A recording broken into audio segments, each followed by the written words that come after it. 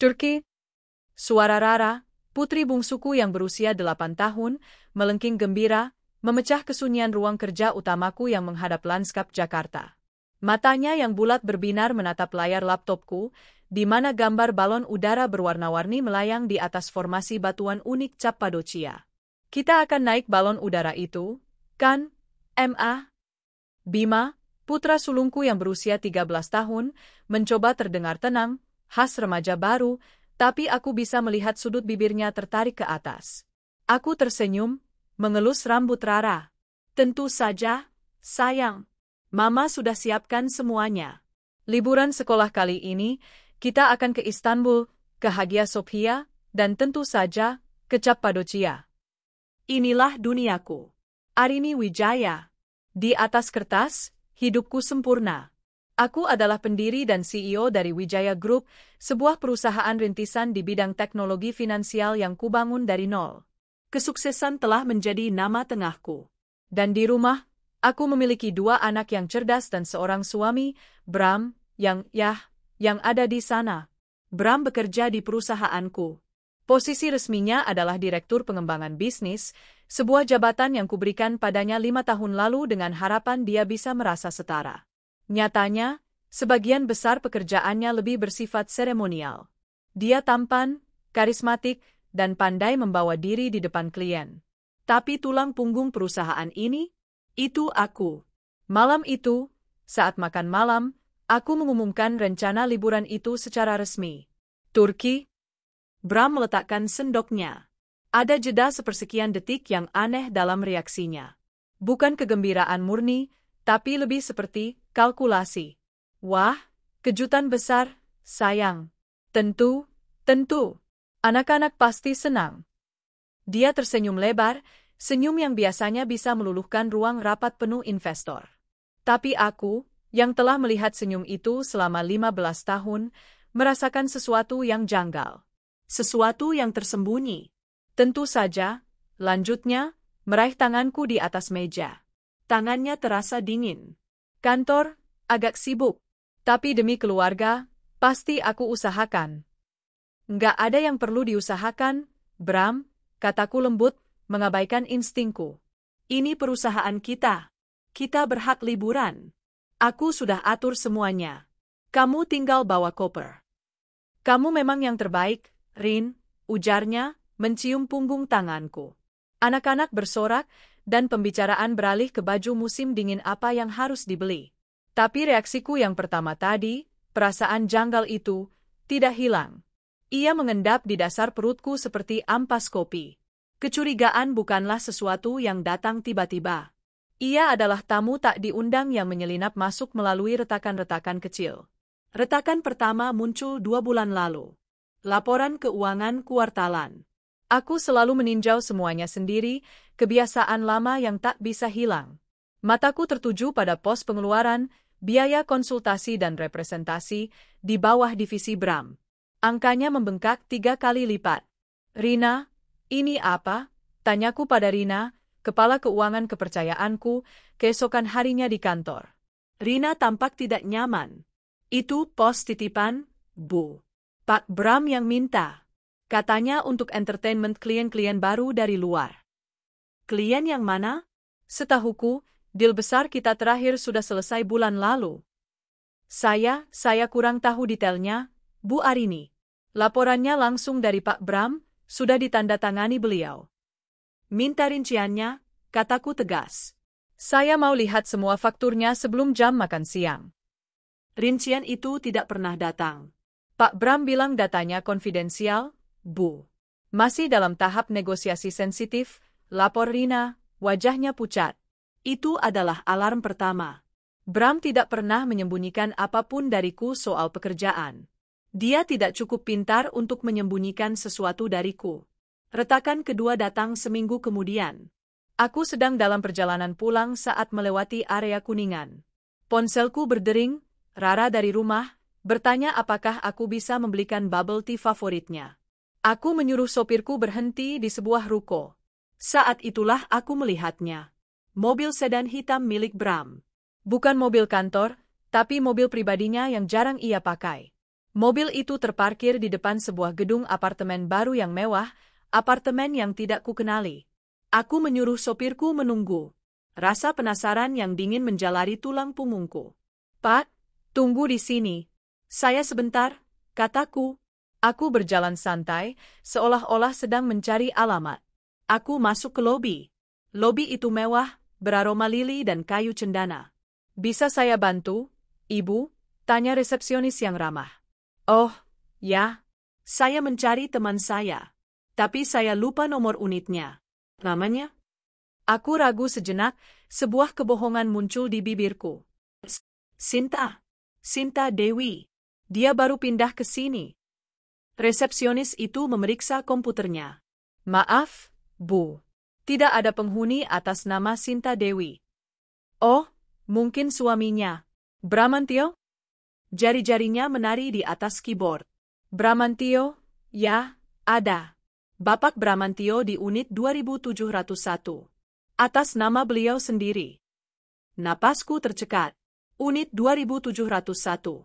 Lantai 27. Penthouse? Ah, masa? Mungkin salah orang, kataku, berusaha tertawa ringan. "Suami saya juga namanya Bramantio."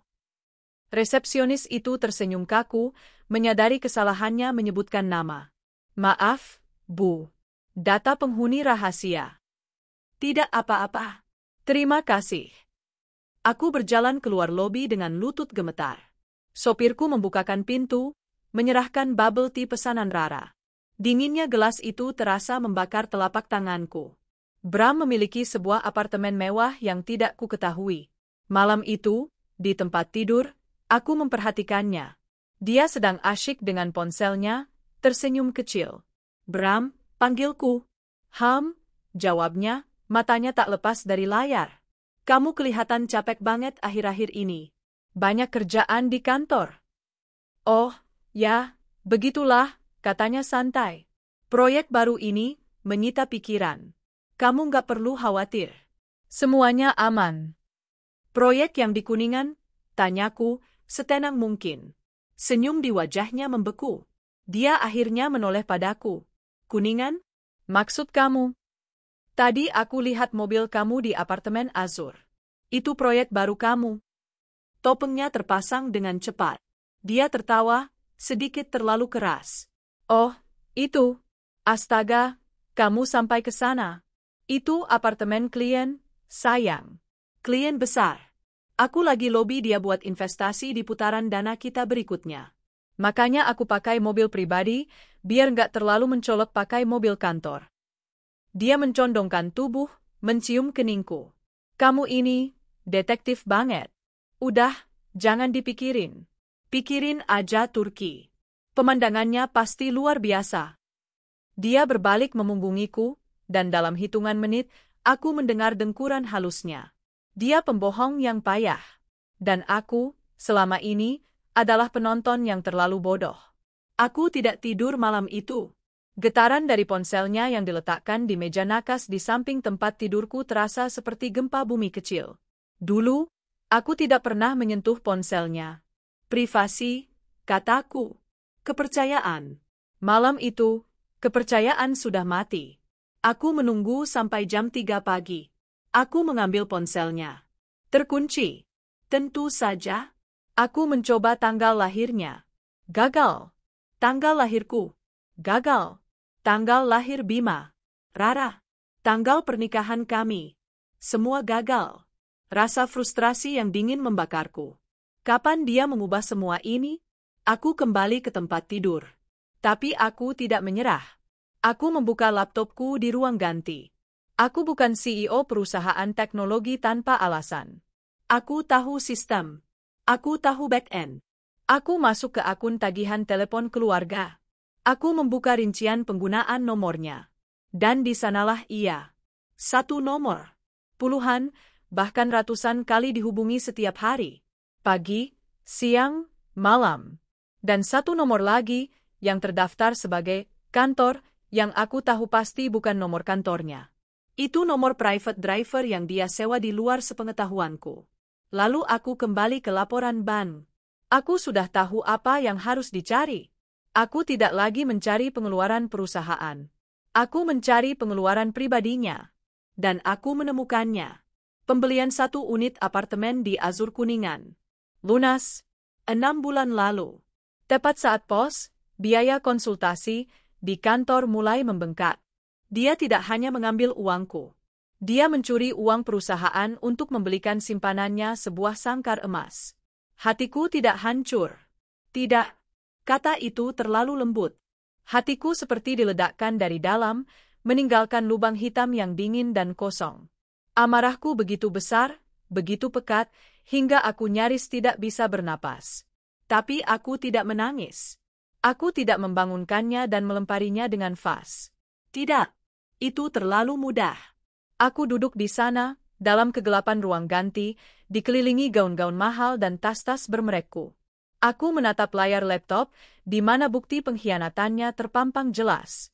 Rencana liburan ke Turki masih terbuka di tab sebelah. Cappadocia. Balon udara. Aku tertawa. Tawa yang pelan dan kering, tanpa humor sama sekali. Perlahan, sebuah rencana baru mulai terbentuk di benakku. Rencana yang jauh lebih dingin dari amarahku dan jauh lebih menghancurkan daripada pengkhianatannya. Dia ingin liburan? Oh, akan kuberikan dia liburan. Liburan yang tidak akan pernah dia lupakan seumur hidupnya. Dan untuk wanita itu, si mata duitan yang hidup dari uangku, dia akan mendapatkan apa yang pantas dia dapatkan. Aku tidak akan marah-marah. Aku akan membalasnya dengan cara yang elegan. Tapi kehancuran yang kusiapkan akan sedalam palung di lautan. Keesokan paginya, aku bangun sebelum matahari terbit.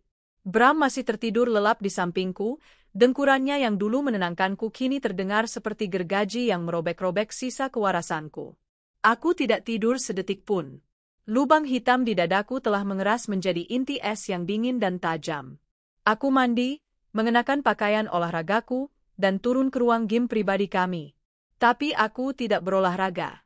Aku duduk di depan treadmill yang mati, dan aku menelepon 1 nomor dari burner phone yang selalu kusimpan untuk keadaan darurat perusahaan.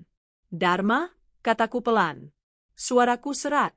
Pagi, Bu Arini, suara di seberang terdengar waspada. Dharma adalah mantan kepala keamanan siber di perusahaanku, sebelum dia pensiun dini untuk membuka firma investigasi swasta. Dia adalah orang terbaik. Dia berutang loyalitas padaku. Aku punya pekerjaan untukmu. Sangat rahasia. Di luar buku, bayaran tunai. Saya mengerti, Bu. Apa yang Anda butuhkan? Sebuah nama, sebuah wajah, dan semua yang bisa kamu temukan. Aku akan mengirimimu 1 nomor telepon dan 1 alamat unit apartemen. Azur Kuningan, 2701. Saya tahu gedung itu, Bu. Standar tinggi. Aku mau laporannya kemarin, Dharma. Anda akan mendapatkannya sebelum makan siang, katanya. Aku menutup telepon. Langkah pertama telah diambil. Aku kembali ke kamar, membuat sarapan untuk anak-anak seperti biasa. Aku mengantar Bima dan Rara ke sekolah, mencium kening mereka, dan berjanji bahwa liburan ke Turki akan menjadi liburan terbaik mereka. Senyum di wajah mereka adalah satu-satunya hal yang menahanku untuk tidak hancur berantakan. Kamu kelihatan pucat, Rin, kata Bram saat aku kembali. Dia sedang mengikat dasinya, dasi sutra mahal yang kubelikan untuknya di Milan. Hanya memikirkan logistik liburan. Banyak yang harus diurus, balasku, suaraku datar. Serahkan saja pada asistenmu, sayang, katanya, menepuk bahuku. Kamu terlalu banyak bekerja. Aku menatap matanya. Kosong. Dia tidak melihatku. Dia melihat boneka yang membiayai hidupnya. Mungkin kamu benar, kataku. Pukul 11.45, sebuah email terenkripsi masuk ke laptop pribadiku. Subjeknya, hasil panen. Aku mengunci pintu ruang kerjaku. Aku membukanya. Laporan Dharma efisien, brutal, dan lengkap. Nama, Bella Anindita. Usia, 26 tahun. Pekerjaan, model, dan selebgram. Status, tidak menikah. Lalu ada foto-fotonya. Puluhan foto. Bella di lobi Azur, menekan tombol lift ke lantai 27. Bella di dalam mobil sedan hitam Bram, mengambil selfie dengan cemberut manja. Bella di restoran-restoran termahal di Jakarta, memegang gelas sampanye, tag lokasi yang sombong. Bella di butik-butik mewah, dikelilingi tumpukan tas belanja, tas yang sama yang kulihat fakturnya di laporan, biaya representasi, Bram. Dia persis seperti yang kubayangkan. Muda, cantik dengan cara yang generik dan mahal, dan mata yang lapar. Mata seorang wanita yang tahu persis apa yang dia lakukan. Menukar masa mudanya dengan kemewahan instan. Dia adalah seorang mata duitan, parasit yang menempel pada inang yang kaya. Yang paling menghancurkan adalah foto-foto dari akun Instagramnya yang disetel pribadi, Dharma berhasil meretasnya. Ada foto dia di dalam unit 2701. Interiornya kuperhatikan, sofa beludru custom, lampu gantung kristal, semua dibayar dengan uangku. Di satu foto, dia berbaring di tempat tidur, mengenakan salah satu kemeja kantor Bram, dengan caption, menunggu Raja pulang blessed Lee Scott. Raja. Rasa mual yang hebat naik ke tenggorokanku. Bram, suamiku yang hanya numpang kerja dan numpang hidup, kini menjadi raja bagi wanita simpanannya. Aku menutup laptop. Amarah dan rasa sakit itu begitu kuat hingga aku benar-benar merasakan sakit fisik di dadaku. Ini bukan hanya pengkhianatan cinta, ini adalah penghinaan total terhadap semua kerja kerasku, semua pengorbananku. Aku telah membangun sebuah kerajaan, dan dia menggunakan batu bata dari istanaku untuk membangun rumah bordil pribadinya. Aku tidak akan bertindak gegabah. Aku tidak akan meneleponnya dan melabraknya. Itu yang dia inginkan. Itu akan memberinya kekuasaan. Tidak. Aku akan membiarkan mereka memainkan drama kecil mereka. Aku akan memberi mereka panggung.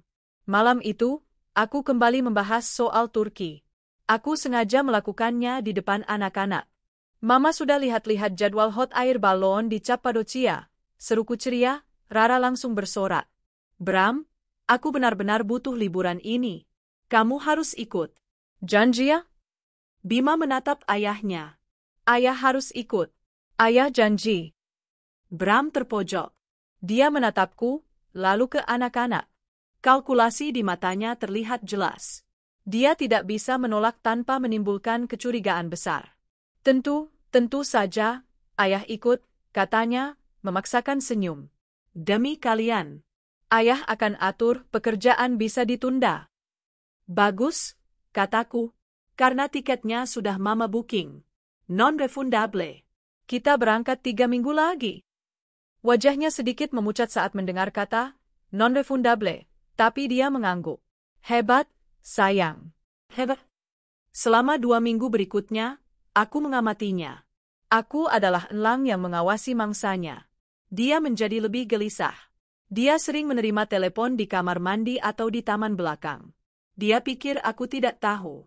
Padahal, sejak laporan Dharma datang, aku sudah memasang software pelacak di ponselnya, mencerminkan setiap pesan dan panggilannya ke laptop rahasiaku. Dan di sanalah aku melihatnya. Rencana busuk mereka terkuak dalam ketikan chat yang manja dan bodoh.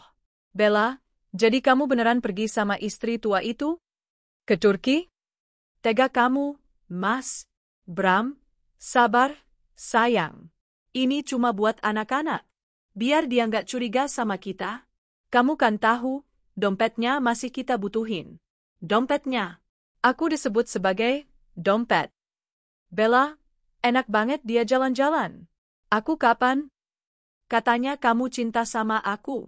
Aku bosan di apartemen terus. Bram, justru itu, cantik. Aku punya kejutan. Kamu mau ikut ke Turki? Jantungku berhenti berdetak. Bella, hah? Serius? Kapan? Gimana caranya? Bram, tenang. Aku atur semua. Kamu terbang 1 hari sebelum mereka. Aku pesankan kamu hotel terbaik di Istanbul. Nanti, waktu mereka di sana, aku akan ada urusan bisnis mendadak. Aku akan pesan hotel yang sama dengan keluarga, kamar kita sebelahan. Gampang kan aku bolak-balik ke kamar kamu? Bella, kamu terbaik, Mas Bram. Hotel bintang 5 ya, babe. Yang ada jacuzzi di kamar. Aku mau foto-foto buat Instagram. Bram, semua beres buat ratuku. Kamu tinggal duduk manis. Nanti aku transfer uangnya. Pakai kartu kredit tambahan yang aku kasih. Biar Arini nggak bisa lacat. Bodoh. Pria bodoh yang sombong. Dia tidak tahu bahwa kartu kredit tambahan itu, meskipun atas namanya, terhubung ke rekening utamaku. Aku melihat setiap transaksinya. Aku melihat pembelian tiket pesawat first class ke Istanbul atas nama Bella Anindita. Aku melihat pemesanan kamar suite di Raan Palace Kempinski, hotel yang sama persis dengan yang kupesan untuk keluargaku. Dia bahkan cukup bodoh untuk memesan kamar 202, sementara kamar family suite kami ada di 204. Dia ingin mereka berjejer. Aku membiarkan semua transaksi itu lolos. Aku menyetujuinya. Aku membiarkan uangku mengalir untuk membiayai pengkhianatan mereka. Biarkan mereka merasa di atas angin. Biarkan mereka terbang setinggi mungkin. Karena aku tahu persis apa yang akan terjadi. Semakin tinggi mereka terbang, semakin hancur mereka saat jatuh. Aku membiarkan Bram mengantar Ratu-nya ke bandara sehari sebelum keberangkatan kami. Dia pamit dengan alasan menemui klien di Singapura, meeting terakhir sebelum liburan. Dia menciumku di depan anak-anak. Ciuman itu terasa seperti abu. Hati-hati, sayang, kataku sambil membenarkan kerah kemejanya. Semoga dealnya sukses. Pasti, katanya sambil tersenyum licik. Malam itu, aku melihat notifikasi dari aplikasi bank. Kartu kredit tambahan itu digunakan di Istanbul. Dia sudah mendarat. Dia sudah check-in ke sangkar emasnya di Turki, menunggu kekasih gelapnya. Keesokan paginya, di lounge first class Bandara Soekarno-Hatta, Rara dan Bima begitu bersemangat. Turki, Turki, Turki, seru Rara. Bram duduk di seberangku, menyeruput kopi, ponselnya tidak lepas dari tangan. Aku tahu persis dia sedang bertukar pesan dengan Bella, yang mungkin sedang memesan room service sarapan sampanye di Istanbul. Sayang, panggilku lembut. Dia mendongak, sedikit terkejut oleh nada suaraku.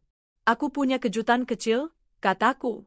Kejutan apa lagi, Rin? Kamu sudah kasih kita Turki. Seorang petugas gate mendekati kami. Panggilan terakhir untuk penumpang ke Paris, Tuan dan Nyonya Wijaya. Bram membeku. Paris? Petugasnya salah. Kita ke Istanbul. Aku tersenyum, senyumku yang paling manis. Aku mengambil paspor dan tiket dari tanganku. Oh, soal itu, Mama pikir-pikir, Turki sepertinya terlalu klise, terlalu banyak turis. Aku berdiri, menggamit tangan Rara dan Bima. Kita ke Paris. Kita akan lihat Menara Eiffel. Paris, seru anak-anak, lebih bingung daripada gembira. Wajah Bram berubah menjadi putih pudar. Arini, kamu bercanda? Apa maksudmu? Tiket kita? Istanbul. Sudah kuurus, sayang, kataku, sambil berjalan mendahuluinya menuju gerbang. Tiket Istanbul itu hangus. Anggap saja biaya representasi. Nikmati saja perjalanannya. Aku menoleh ke belakang sedikit. Dia masih terpaku di kursinya, ponsel di tangannya, matanya melebar ngeri. Dia tahu dia baru saja mengirim simpanannya ke negara yang salah. Ayo, Bram, panggilku. Pesawatnya tidak akan menunggu. Dia tergagap, panik, meraih kopernya dan setengah berlari mengejarku dan anak-anak. Pesta dansa baru saja dimulai. Dan aku yang memegang kendali musik. Pesawat Boeing 777 yang membawa kami meluncur dengan anggun di atas langit malam, membelah Samudra Hindia, menuju Eropa. Di kabin first class yang sunyi, suasana yang seharusnya penuh kemewahan dan kegembiraan terasa terbelah menjadi 3 zona emosi yang berbeda. Di zona 1, ada Rara dan Bima. Mereka tertidur pulas setelah menikmati hidangan penutup yang lezat dan menonton film yang tak terhitung jumlahnya. Wajah polos mereka, damai dalam tidur, adalah satu-satunya alasanku untuk melanjutkan drama kejam ini. Mereka pantas mendapatkan liburan yang luar biasa, tidak peduli apa yang terjadi pada pernikahan orang tua mereka. Di zona 2, duduk diam di samping jendela, adalah Arini. Aku memesan sampanye, bukan untuk diminum, tetapi untuk membasahi bibirku. Aku mengenakan selimut kasmir mahal, bersandar, dan menikmati perasaan dingin yang merayapi diriku. Aku tenang. Terlalu tenang, mungkin. Ini adalah ketenangan seorang jenderal yang baru saja mengeluarkan perintah serangan dan kini hanya menunggu laporan jatuhnya benteng musuh. Dan di zona 3, di seberangku, ada Bram. Wajahnya adalah peta yang dipenuhi garis panik. Dia berusaha keras mempertahankan fasadnya di depan anak-anak yang tertidur, tetapi matanya terus-menerus melirik ponselnya. Dia berganti posisi duduk setiap 10 menit. Dia mencoba tersenyum pada pramugari, tapi senyum itu terlihat seperti topeng yang retak. Dia tahu Bella sudah check-in di Raan Palace Kempinski, Istanbul, dan dia, sang raja, sedang menuju Paris, ribuan kilometer di barat. Sepanjang 2 jam pertama penerbangan, dia mengirim lusinan pesan kepada Bella yang kulihat terkirim langsung ke layar laptop rahasiaku.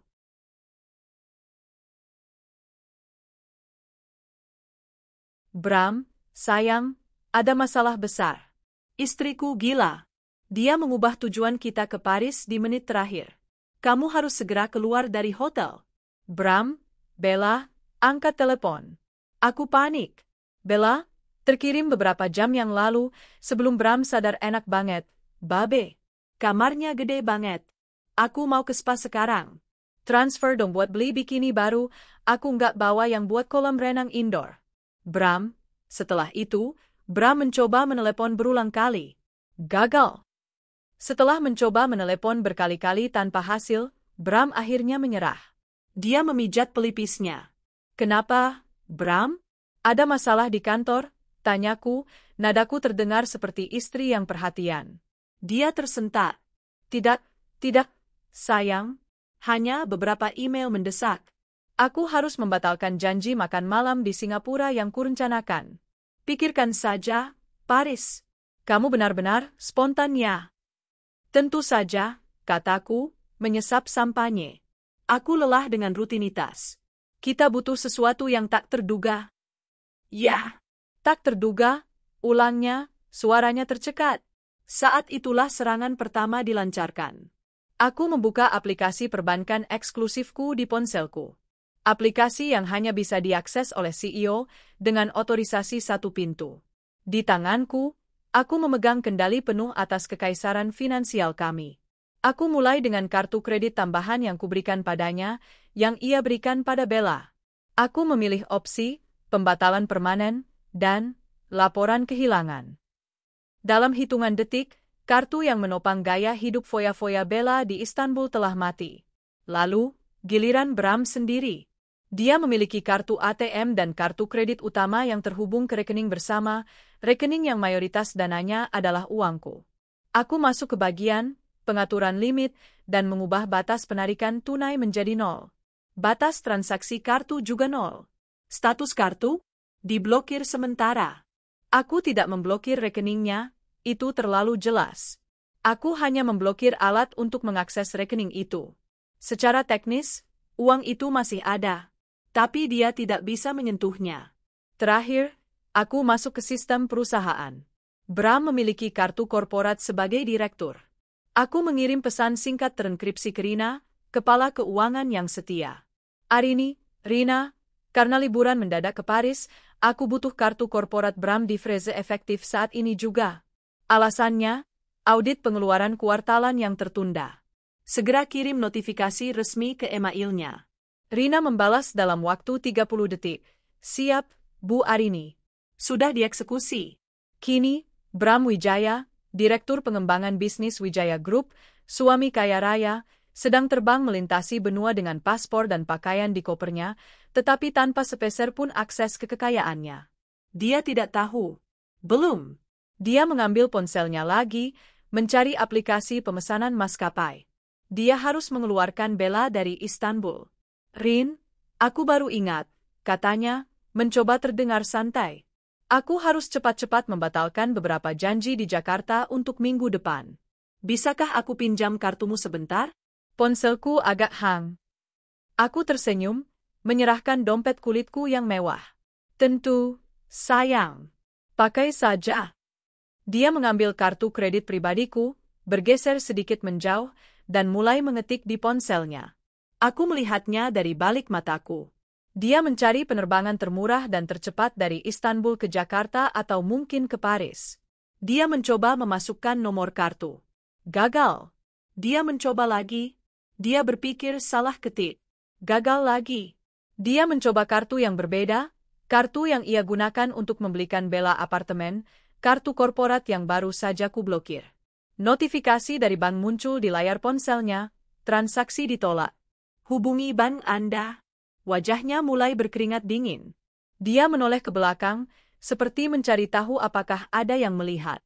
Dia mencoba kartu ATM utama. Saldo tidak mencukupi untuk transaksi ini.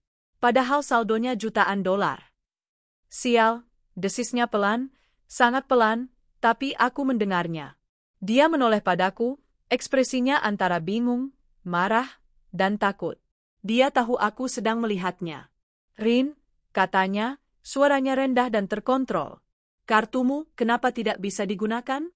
Semua kartuku juga. Ada masalah dengan ban. Oh, ya, kataku, pura-pura terkejut. Aneh sekali. Mungkin karena kita di udara? Atau mungkin limit kartumu sudah kubatasi. Bukankah kamu sering bilang aku terlalu boros? Aku sedang belajar hemat, sayang. Dia menatapku, matanya mencari celah kebohongan. Dia tidak menemukannya. Wajahku benar-benar ramah dan polos. Tapi tiket Bella. Maksudku, tiket yang aku pesan untuk klien, aku harus mengubahnya. Ia bergumam, suaranya nyaris tak terdengar. Biarkan saja klienmu yang mengurusnya, Bram. Kamu sedang berlibur. Nikmati Paris, aku membalas, senyumku semakin lebar. Dia menenggak air putihnya dengan cepat. Kepanikan mulai merasukinya. Dia menyadari ini bukan sekadar perubahan tujuan liburan. Ini adalah perangkap.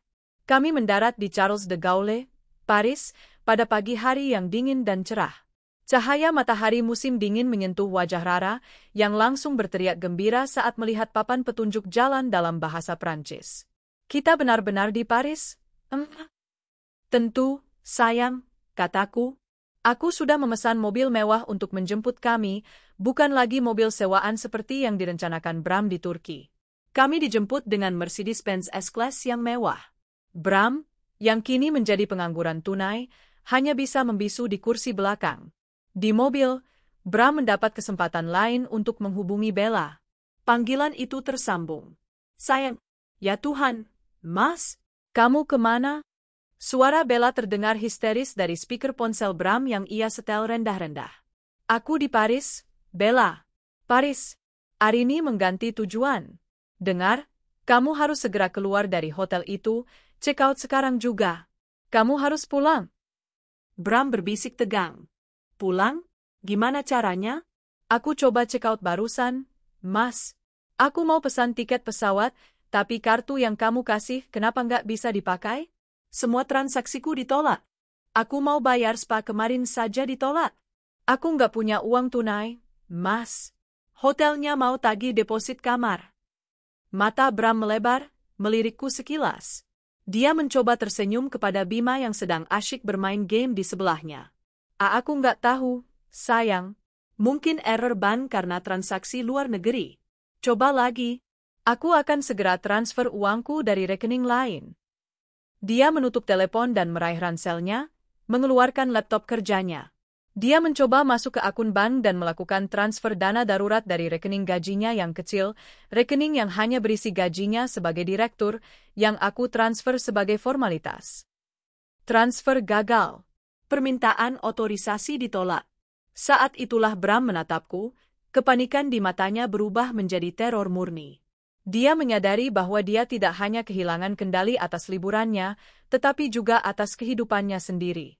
Arini, katanya, berbisik. Apa yang kamu lakukan? Aku hanya mengambil kembali apa yang menjadi milikku, Bram, jawabku, tanpa berbisik. Aku tidak lagi peduli pada anak-anak yang mungkin mendengarnya.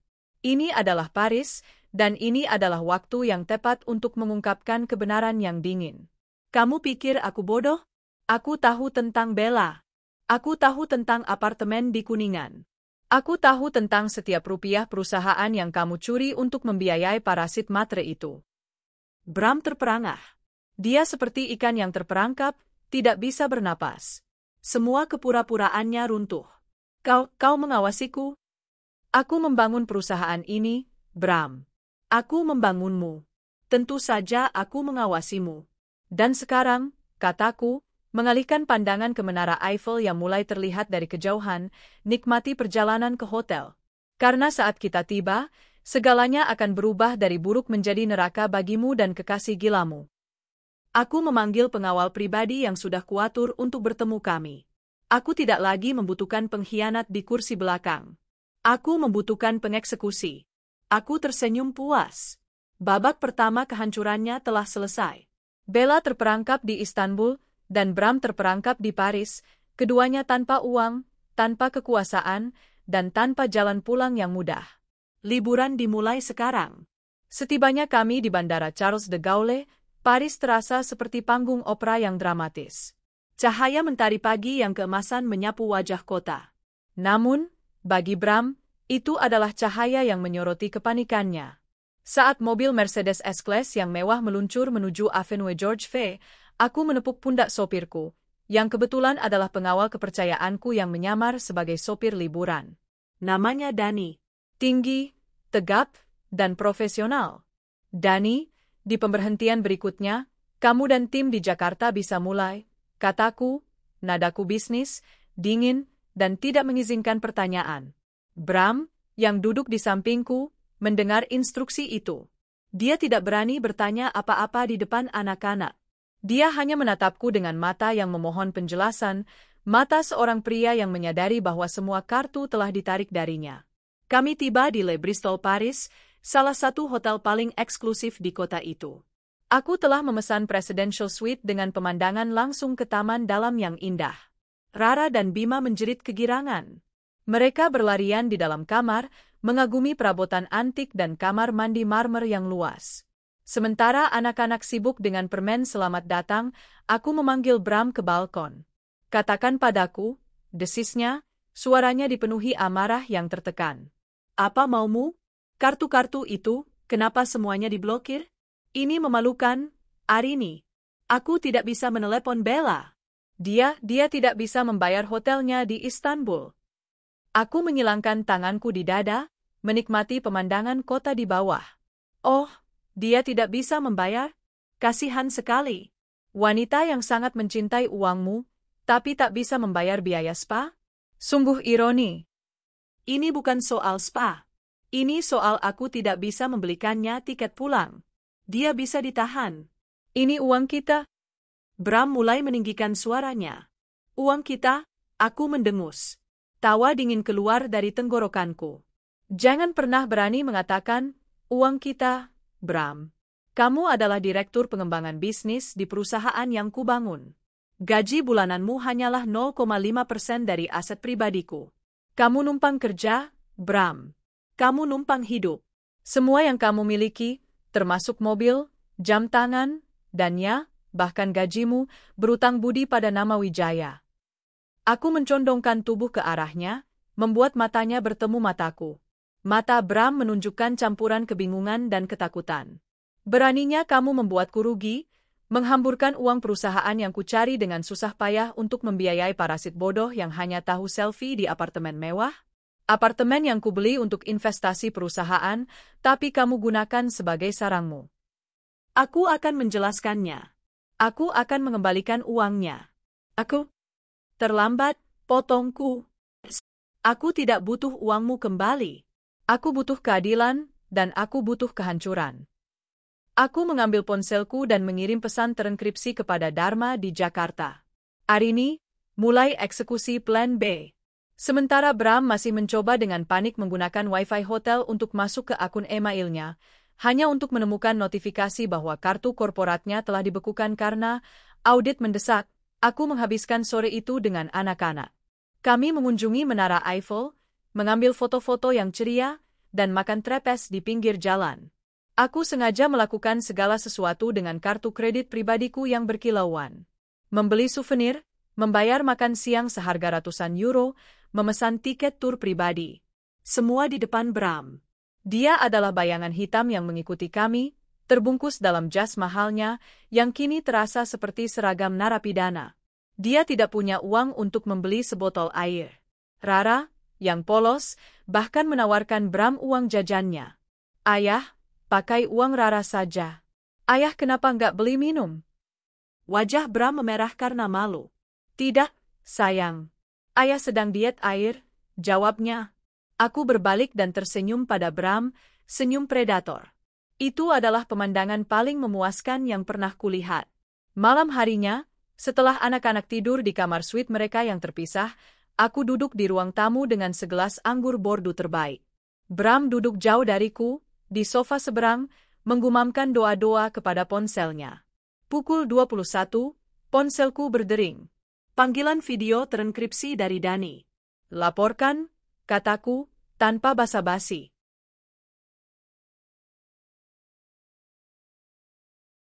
Bram mendongak, matanya yang lelah menatapku. Dia menyadari ini adalah panggilan yang penting. Bu Arini, eksekusi plan B berhasil 100%. Tim pengacara telah menyegel unit 2701 di Azur Kuningan. Kami menempelkan surat perintah penyegelan dari Pengadilan Niaga, menyatakan bahwa aset tersebut adalah properti yang diperoleh secara ilegal menggunakan dana perusahaan dan kini berada di bawah penyitaan sementara untuk audit internal. Dani mengalihkan kamera. Aku melihat gambar unit 2701, pintu berlapis besi, dan segel Wijaya Group terpampang di sana. Bagaimana dengan barang-barang di dalamnya? Tanyaku.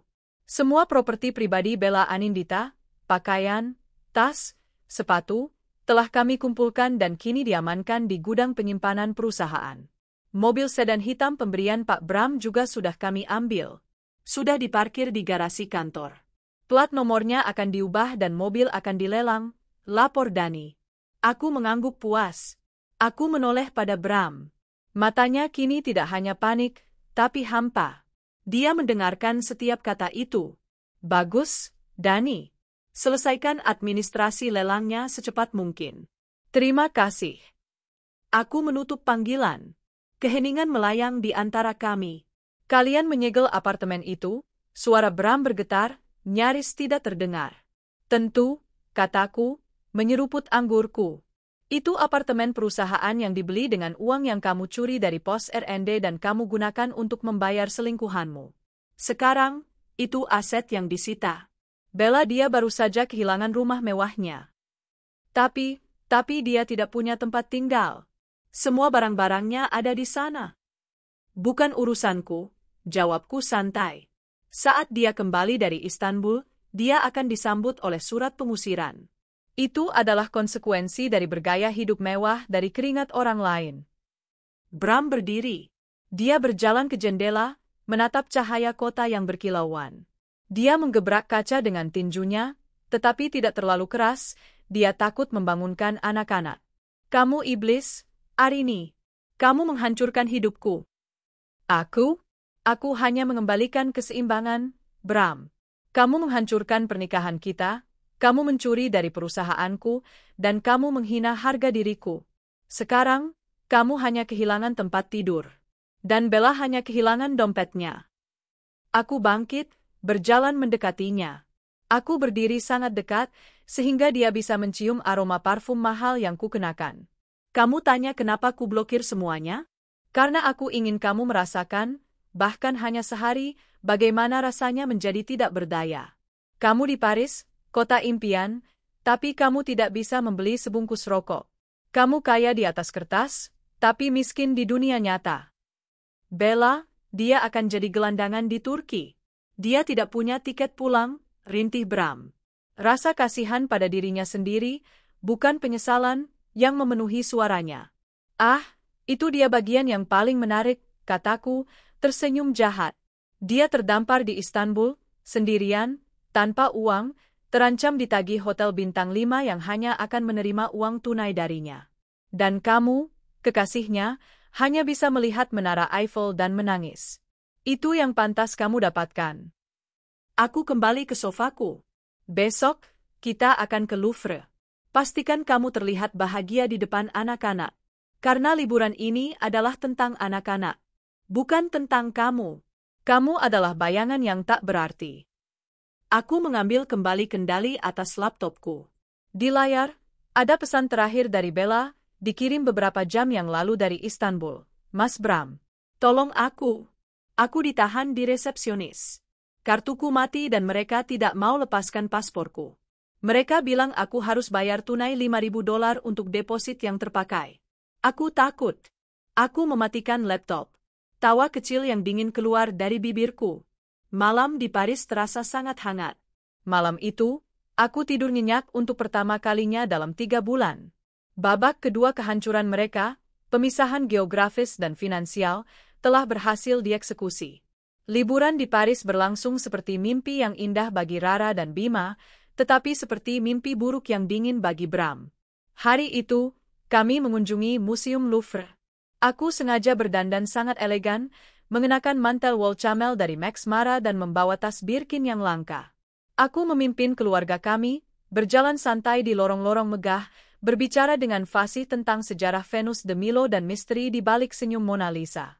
Bram mengikuti di belakangku seperti bayangan tanpa bobot. Dia berjalan di antara kerumunan turis, tetapi tidak melihat apa-apa. Matanya yang merah dan kantung matanya yang hitam menunjukkan bahwa dia tidak tidur semalaman. Dia terus-menerus memegang ponselnya, mencoba mencari jaringan Wi-Fi publik, mencari cara untuk menghubungi Bella atau untuk mengakses uangnya. Setiap usaha gagal. Kartu SIM-nya dari Indonesia mati, dan semua akses perbankan digitalnya telah disekat. Saat kami makan siang di sebuah kafe chic di Tuileries Garden, aku memesan hidangan termahal, lengkap dengan anggur putih premium dan dessert untuk anak-anak. Aku membayar menggunakan kartu kredit yang sama yang kuberikan pada Bram saat di pesawat, kartu yang kini dia tahu sepenuhnya di luar jangkauannya. "Mama, ini enak sekali," seru Rara, wajahnya belepotan coklat mousse. "Ayah mau coba?" tanya Bima polos. Bram menoleh ke arahku. Aku membalas tatapannya dengan senyum manis. "Tidak, Nak.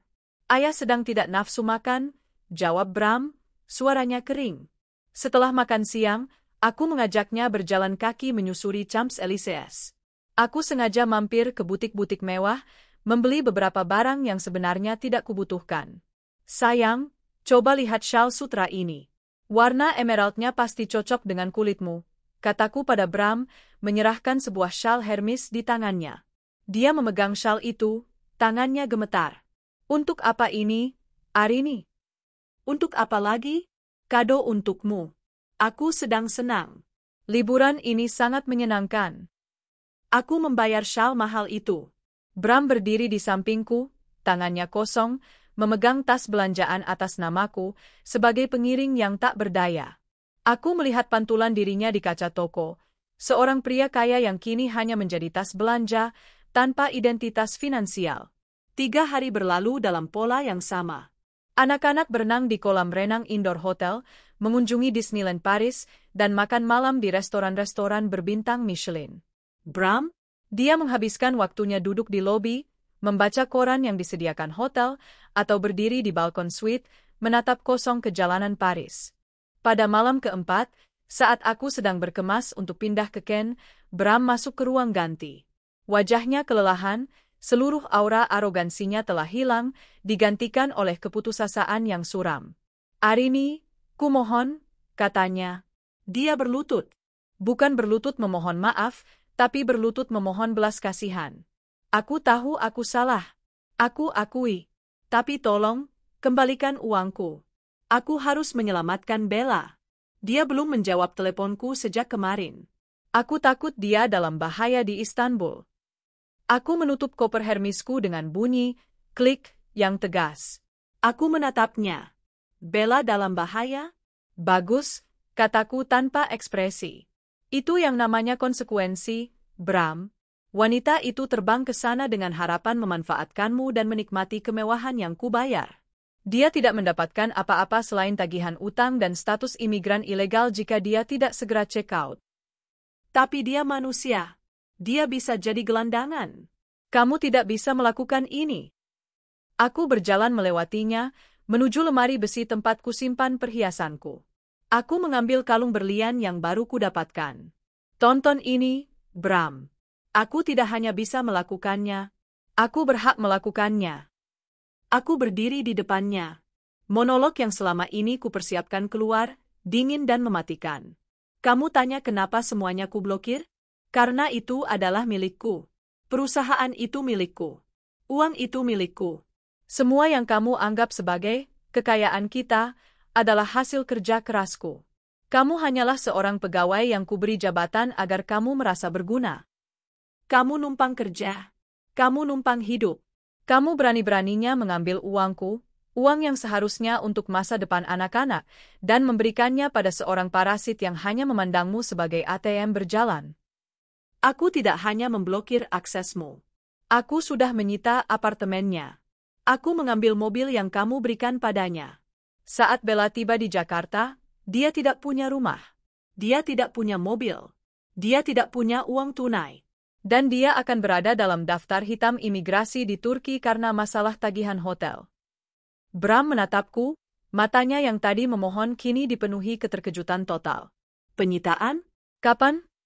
Saat kamu sibuk memilih anggur di pesawat, Bram. Ini adalah balas dendam yang elegan, seperti yang kurencanakan. Aku tidak berteriak.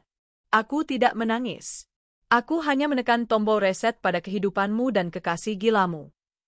Kamu gila. Aku akan menuntutmu. Kita punya perjanjian pranikah. Aku tertawa, kali ini tawa yang sangat puas.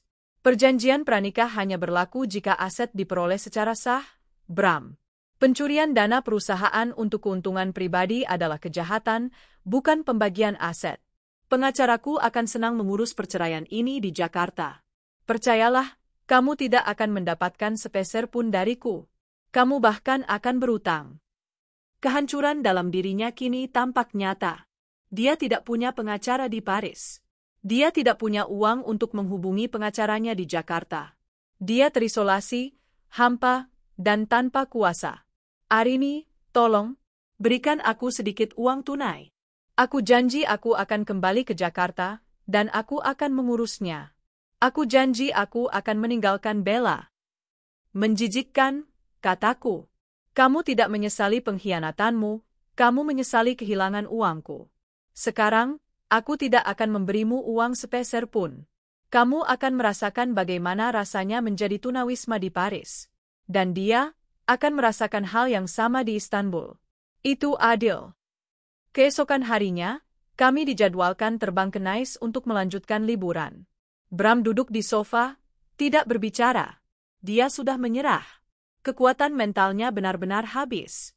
Saat aku sibuk mengurus anak-anak, ponsel Bram, yang masih bisa menerima Wi-Fi tapi tidak bisa menelepon atau bertransaksi, berdering notifikasi. Sebuah pesan masuk. Dari nomor asing. Aku melihatnya. Itu pesan dari staf Raan Palace Kempinski. Hotel kepada Tuan Bramantio. Kami menyesal memberitahukan bahwa Nona Bella Anindita, yang terdaftar sebagai tamu Anda, telah meninggalkan hotel tanpa menyelesaikan tagihan penuh sebesar $8.500 USD, termasuk denda kerusakan kamar dan biaya deposit yang gagal ditarik. Paspornya telah kami serahkan ke otoritas lokal. Dia dilaporkan menghilang sekitar pukul 3 pagi. Kami akan melanjutkan tuntutan kriminal. Bram membaca pesan itu. Dan untuk pertama kalinya, air mata mengalir di wajahnya. Bukan air mata penyesalan untukku, tapi air mata ketakutan dan kehancuran. Bella, ratunya, kini menjadi buronan di Istanbul, tanpa uang, tanpa paspor, dan tanpa rumah di Jakarta. Aku membiarkan dia menenggelamkan diri dalam horor itu. Aku tersenyum pada diriku sendiri. Liburan ini jauh lebih baik dari yang kurencanakan. Pagi itu, suasana di Presidential Suite Le Bristol terasa asing. Arini, Rara, dan Bima berada dalam suasana hati yang ceria. Aku membiarkan Rara memilih pakaiannya sendiri untuk penerbangan singkat ke Nice, gaun velvet berwarna navy, sementara Bima sibuk mengemas koleksi kartu gamenya. Kami bergerak dengan efisiensi yang ringan, bersemangat untuk melihat pantai-pantai Cote d'Azur. Bram? Dia duduk di kursi berlengan di sudut ruangan, tubuhnya lemas seperti boneka yang talinya diputus. Dia mengenakan kemeja yang sama dengan yang ia pakai kemarin, kusut, dan wajahnya dipenuhi sisa-sisa malam tanpa tidur. Dia sudah tidak peduli dengan penampilannya. Kemewahan Paris tidak lagi bisa menyamarkan statusnya, seorang pria terdampar. Aku mendapati diriku memandang Bram dengan rasa jijik yang tulus, bukan lagi kebencian yang membakar. Kebencian membutuhkan energi. Rasa jijik hanya membutuhkan penolakan. Ayah tidak ikut sarapan? Tanya Rara, polos, sambil mengunyah kroasang dengan selai. Ayah tidak enak badan, sayang, jawabku cepat, tanpa melirik Bram. Mungkin dia butuh istirahat total. Kita biarkan ayah tidur di pesawat, ya. Rara mengangguk, menerima penjelasan itu. Saat waktunya tiba untuk check-out, aku memanggil resepsionis. Tolong siapkan mobil untuk ibu dan 2 anak ke bandara, kataku. Dan, tolong biarkan Tuan Bramantio menikmati kamarnya sampai sore. Dia mungkin membutuhkan waktu ekstra untuk berkemas. Resepsionis mengangguk, mencatat tanpa ekspresi. Kami berjalan keluar dari suite. Anak-anak berlarian di depan, membawa boneka dan mainan baru mereka. Aku berjalan di depan Bram, tanpa menoleh. Dia menyeret langkahnya, kopernya terasa berat, bukan karena isinya, tapi karena kesadaran bahwa koper itu kini adalah satu-satunya harta yang bisa ia sentuh. Saat kami tiba di lobi, sebuah notifikasi masuk ke ponsel Bram. Dia membukanya. Itu adalah pesan dari Ban. Notifikasi, batas waktu pembayaran biaya penarikan pinjaman tertunggak Anda telah berakhir. Aset jaminan, rumah di kawasan Pondok Indah, akan segera diproses untuk lelang. Rumah Pondok Indah adalah rumah yang kami tinggali, yang kubeli atas namaku dan dia, sebagai investasi keluarga. Tapi aku telah mengikatnya dengan pinjaman.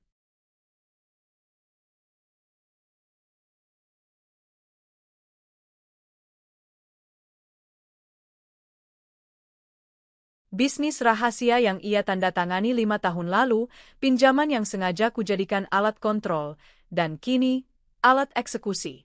Bram tersentak, air matanya yang kering kembali mengalir. Arini, anak-anak tinggal di sana.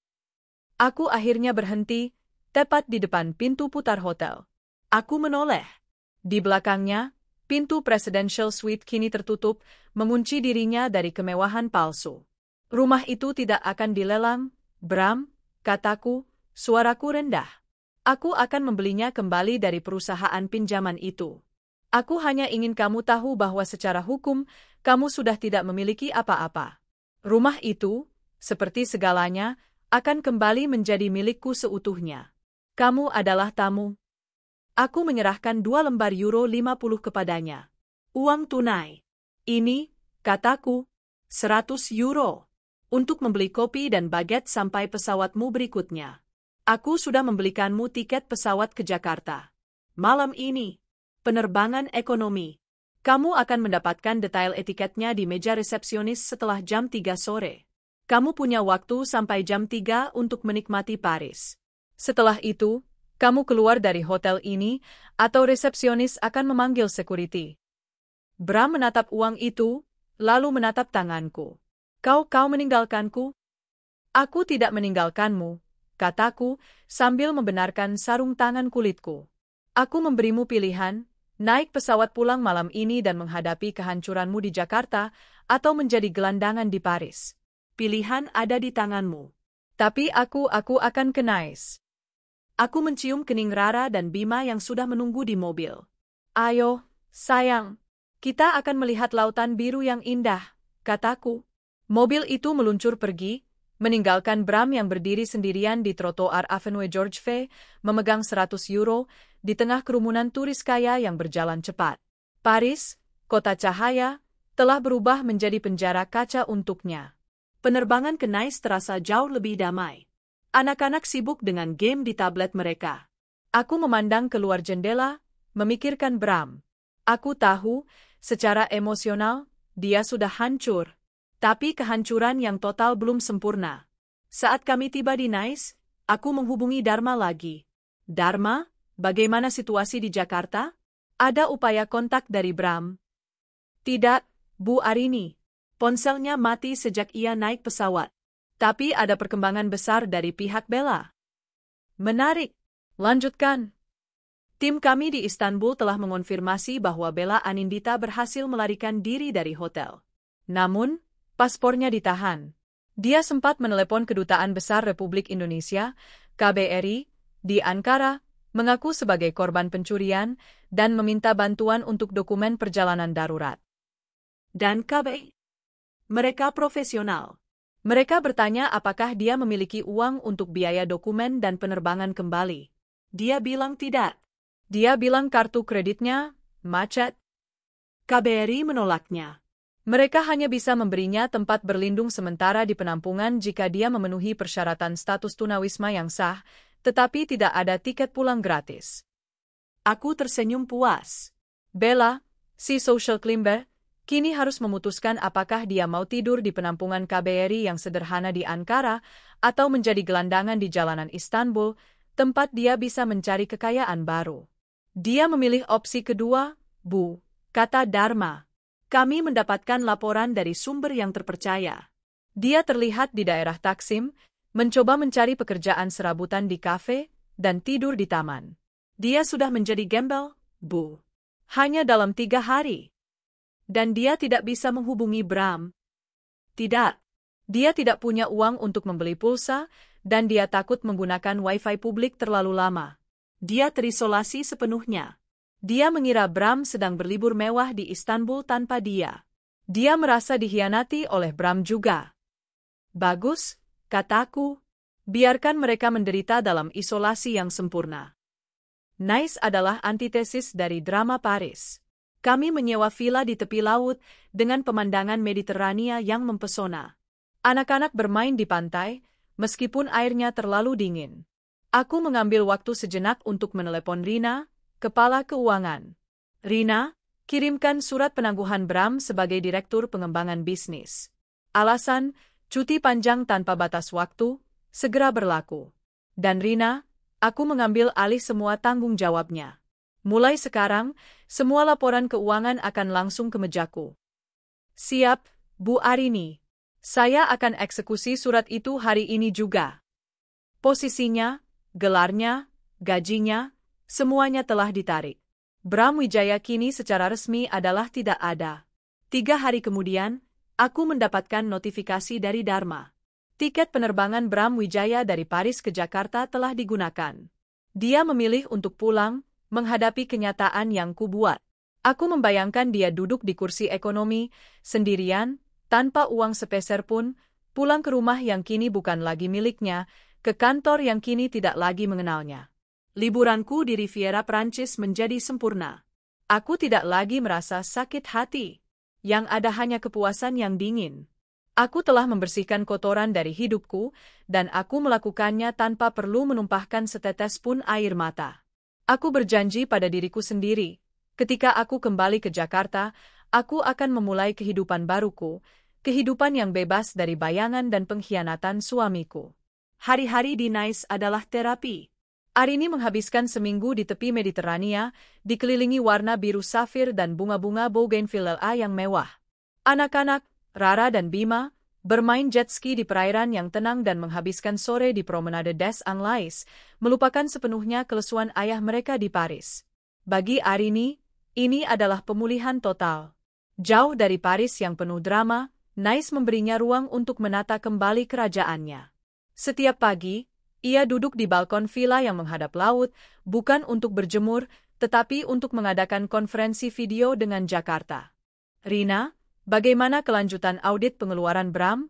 Tanyaku, suaraku sejuk seperti angin laut Cote d'Azur. Sudah kami sampaikan ke Dewan Komisaris, Bu.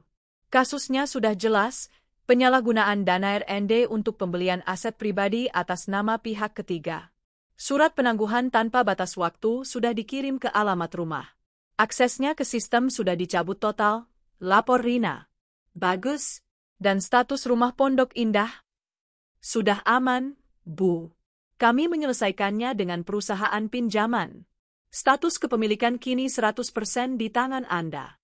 Tuan Bram tidak lagi memiliki hak hukum atas properti itu. Dia hanya mantan pemilik yang terdaftar. Aku mematikan panggilan, merasakan gelombang kepuasan. Aku telah mencabut akar Bram dari semua yang ia anggap miliknya. Sementara aku menikmati ketenangan Nice, Bram berada dalam neraka penerbangan ekonomi selama 12 jam. Penerbangan itu adalah hukuman yang sempurna. Dia, yang selalu terbang first class, kini terjepit di antara 2 penumpang asing, kakinya pegal, dan bantal lehernya terasa seperti batu. Ratusan euro yang kuberikan padanya habis di Paris untuk makanan cepat saji yang murah dan biaya tak terduga lainnya. Dia tidak terbiasa dengan konsep anggaran. Selama penerbangan, dia hanya minum air mineral dan berpura-pura tidur untuk menghindari tatapan dan layanan makanan maskapai. Mentalnya berputar-putar.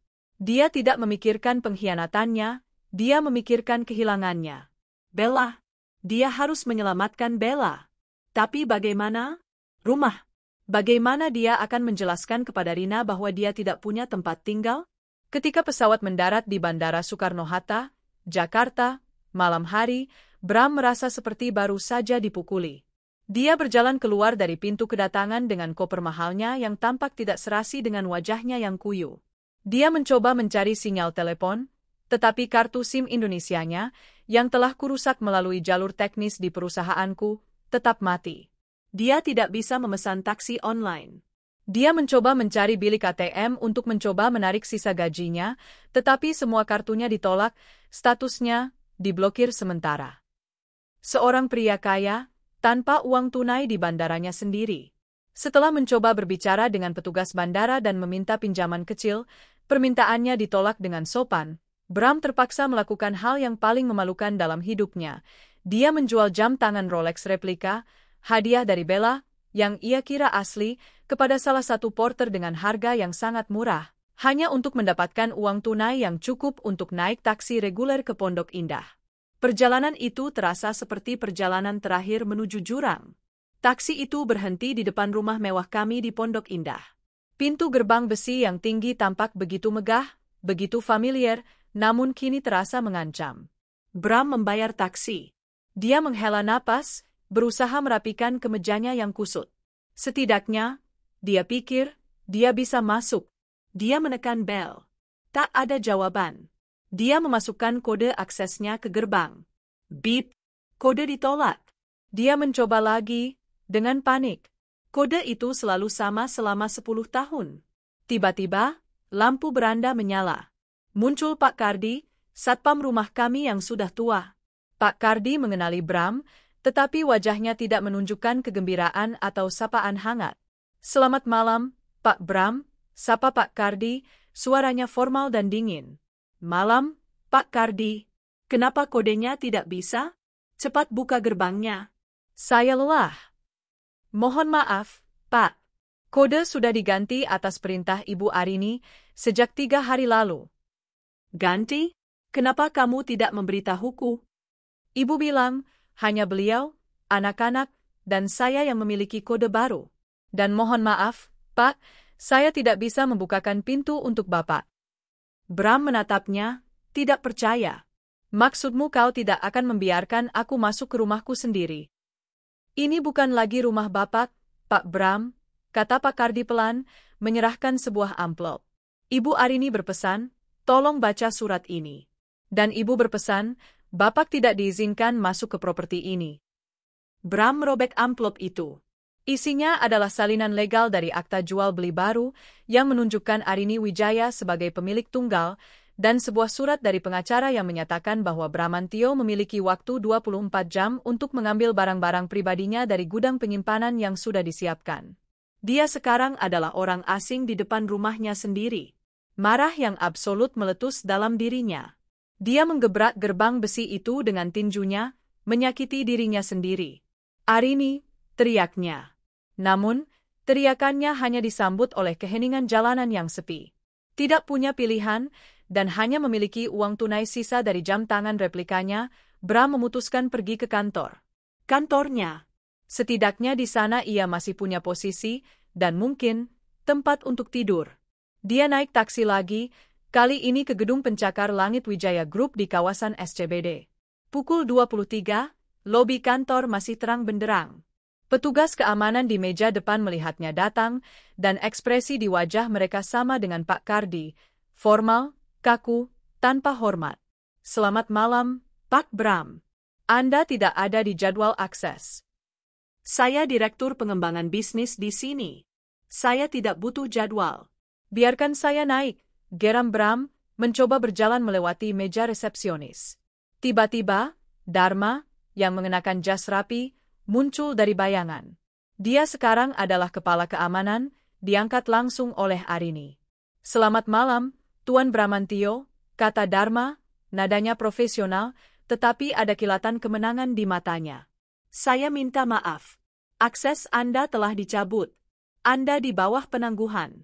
Saya memiliki instruksi untuk tidak mengizinkan Anda melangkah lebih jauh dari lobi. Penangguhan? Bram merasa dunia berputar.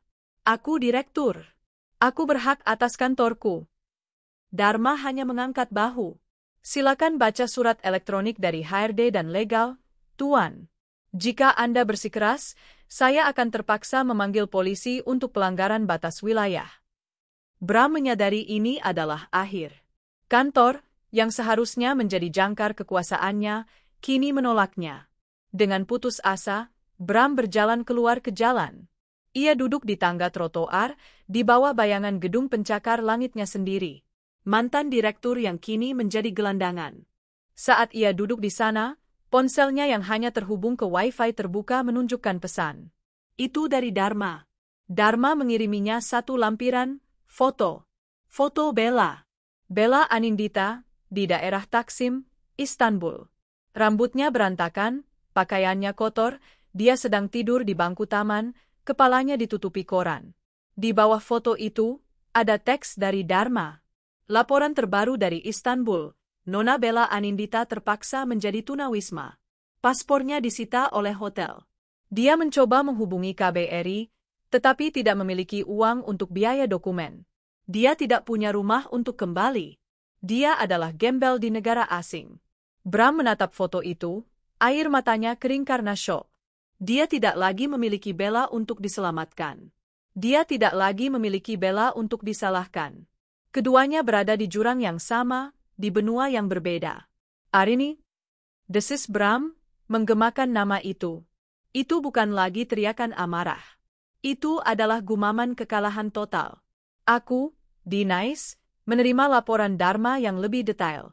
Dharma, Tuan Bramantio sekarang menjadi tunawisma di depan kantor.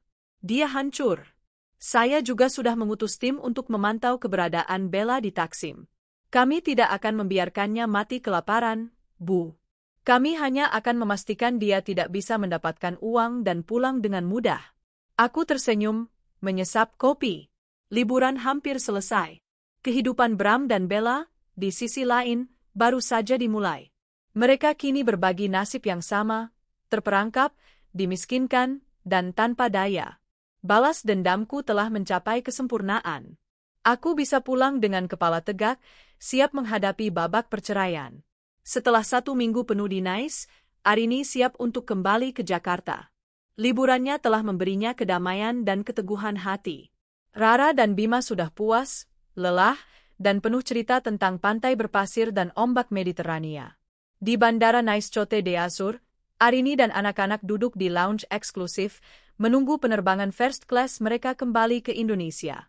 Arini terlihat memancarkan aura kekuasaan dan ketenangan. Saat itulah sebuah keganjilan menarik perhatiannya. Di luar lounge, di area tempat duduk umum yang ramai, ada sosok yang tampak begitu lusuh dan asing, namun sangat familiar. Itu Bram. Wajahnya yang dulu selalu rapi kini dipenuhi cambang tipis dan kelelahan. Jas mahalnya yang tersisa sudah kusut dan bernoda. Matanya cekung. Dia terlihat seperti seorang gelandangan yang entah bagaimana berhasil menyusup ke area bandara. Arini terkejut. Bram seharusnya sudah berada di Jakarta, menghadapi kenyataan pahitnya. Bagaimana dia bisa kembali?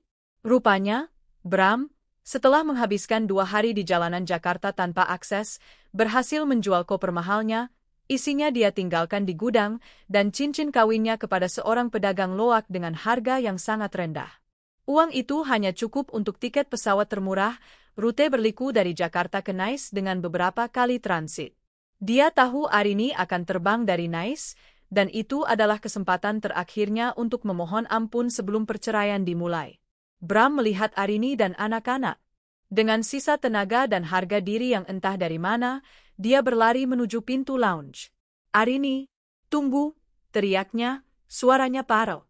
Petugas lounge yang terlatih menghalanginya. Bram menunjuk.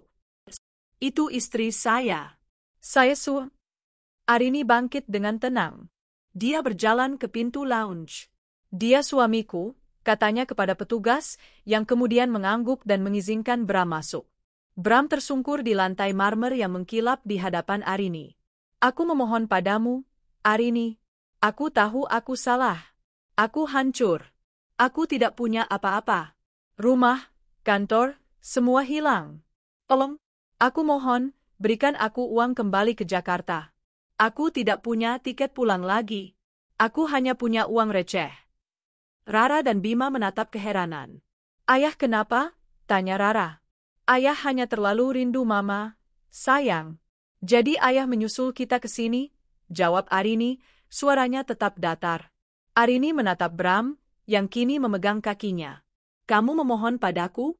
Setelah semua yang kamu lakukan?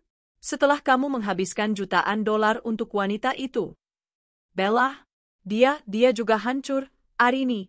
Dia gembel di Istanbul. Dia meneleponku dengan suara yang hancur. Dia takut dan kedinginan. Aku harus membantunya. Aku berjanji akan bertanggung jawab. Aku harus membelikannya tiket pulang, Arini, atau dia akan ditahan. Bram merintih, air mata keputusasaan membasahi pipinya. Tanggung jawab?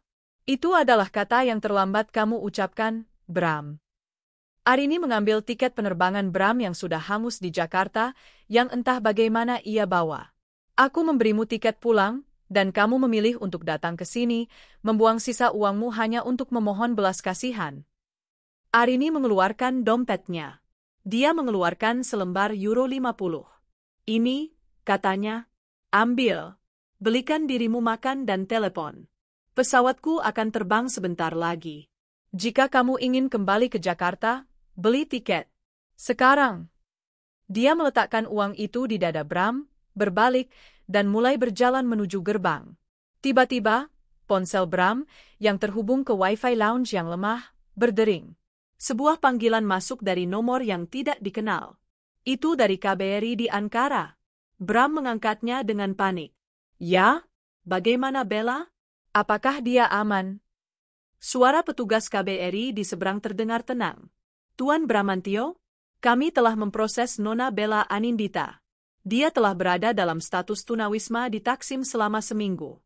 Kami telah mengatur dokumen perjalanan daruratnya dan mendapatkan kursi di penerbangan repatriasi humaniter. Dia akan tiba di Jakarta besok sore. Repatriasi? Syukurlah.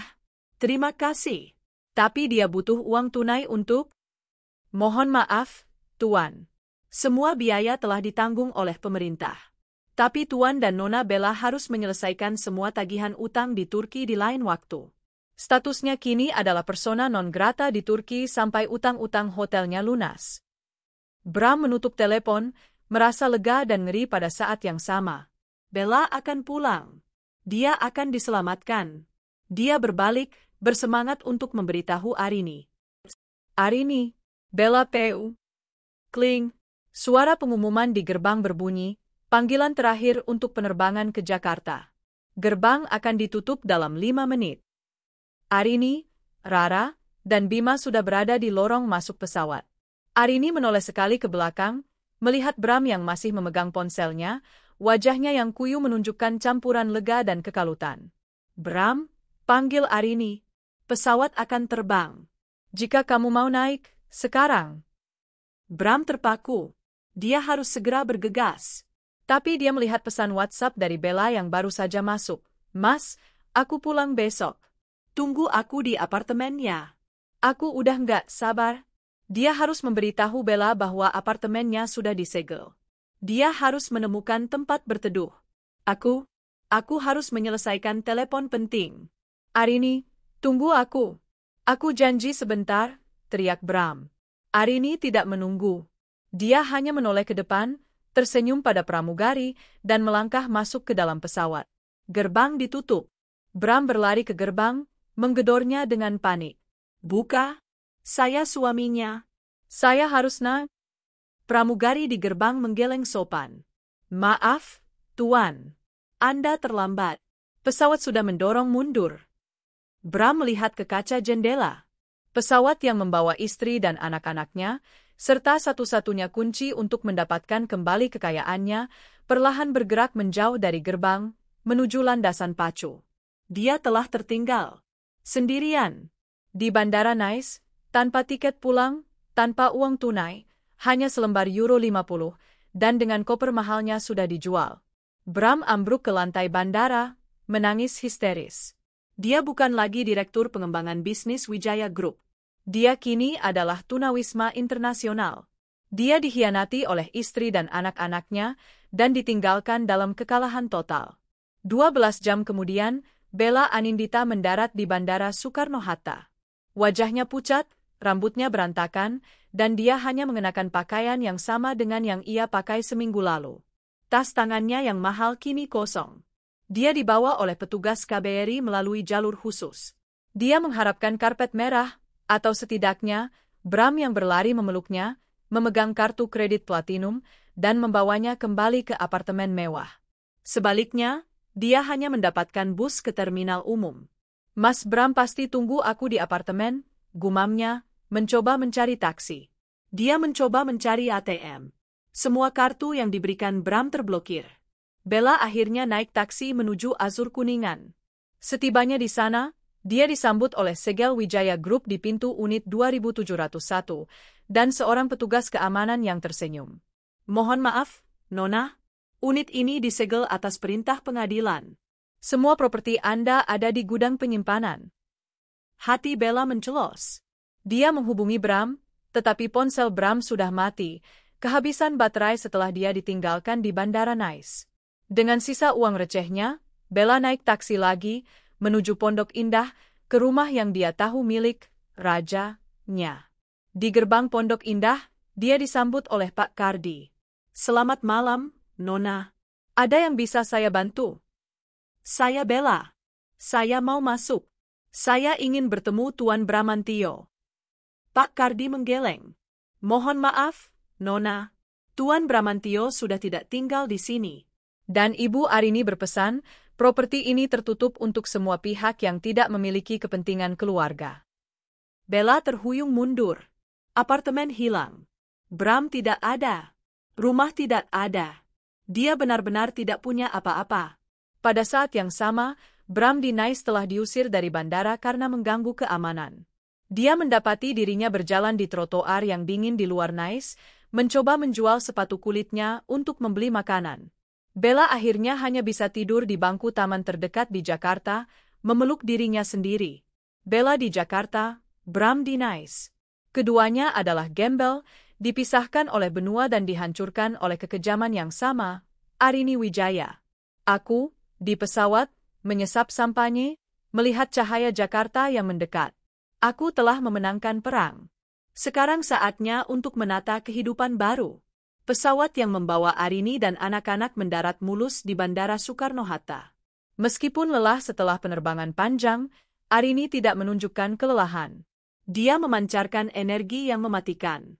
Rara dan Bima disambut oleh Pak Kardi dan beberapa staf terpercaya, termasuk Rina, kepala keuangan yang kini menjabat sebagai wakil CEO sementara.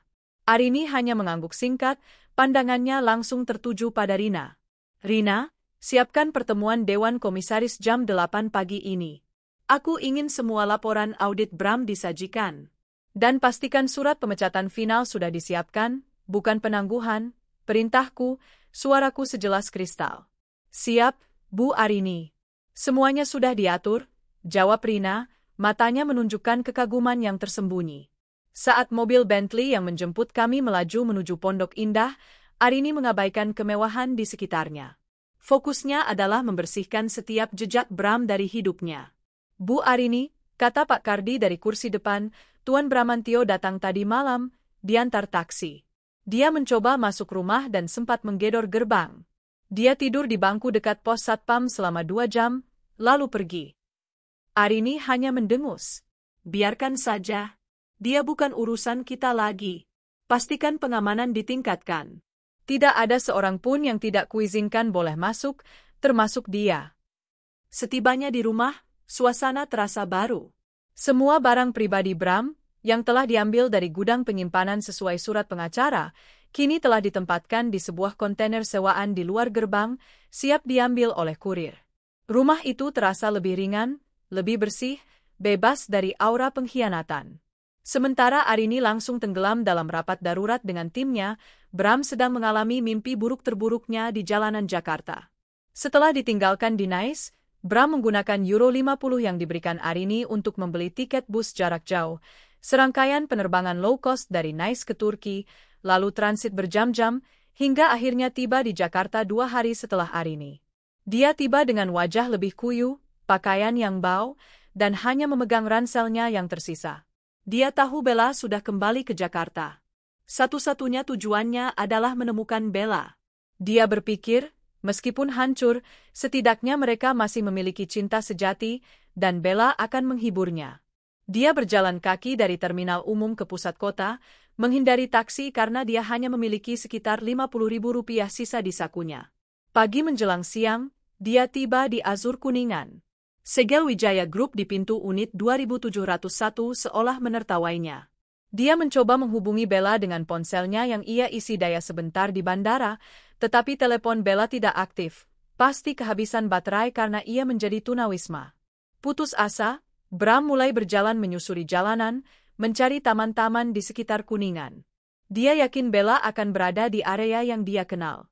Saat melintasi sebuah taman kecil yang teduh di dekat jalur busway, dia melihatnya. Seorang wanita sedang tidur meringkuk di bangku taman, kepalanya ditutupi tas belanja lusuh sebagai pelindung dari sinar matahari Jakarta. Pakaiannya kotor dan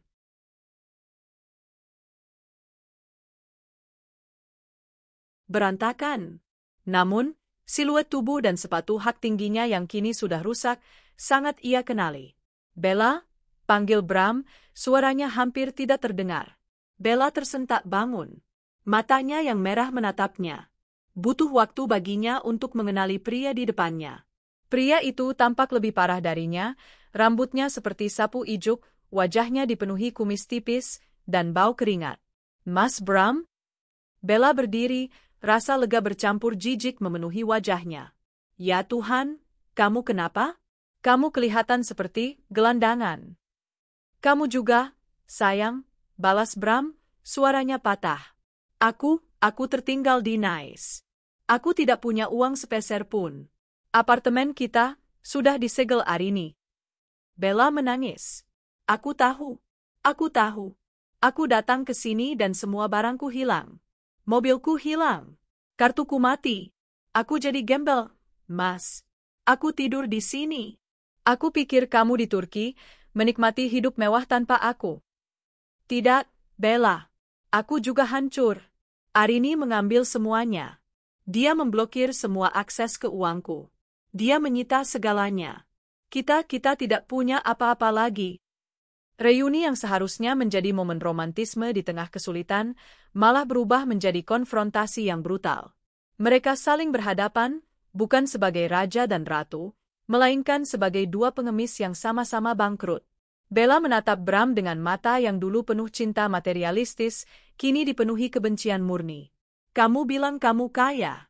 Kamu janji akan menjadikanku ratu. Kenapa kamu biarkan istrimu melakukan ini?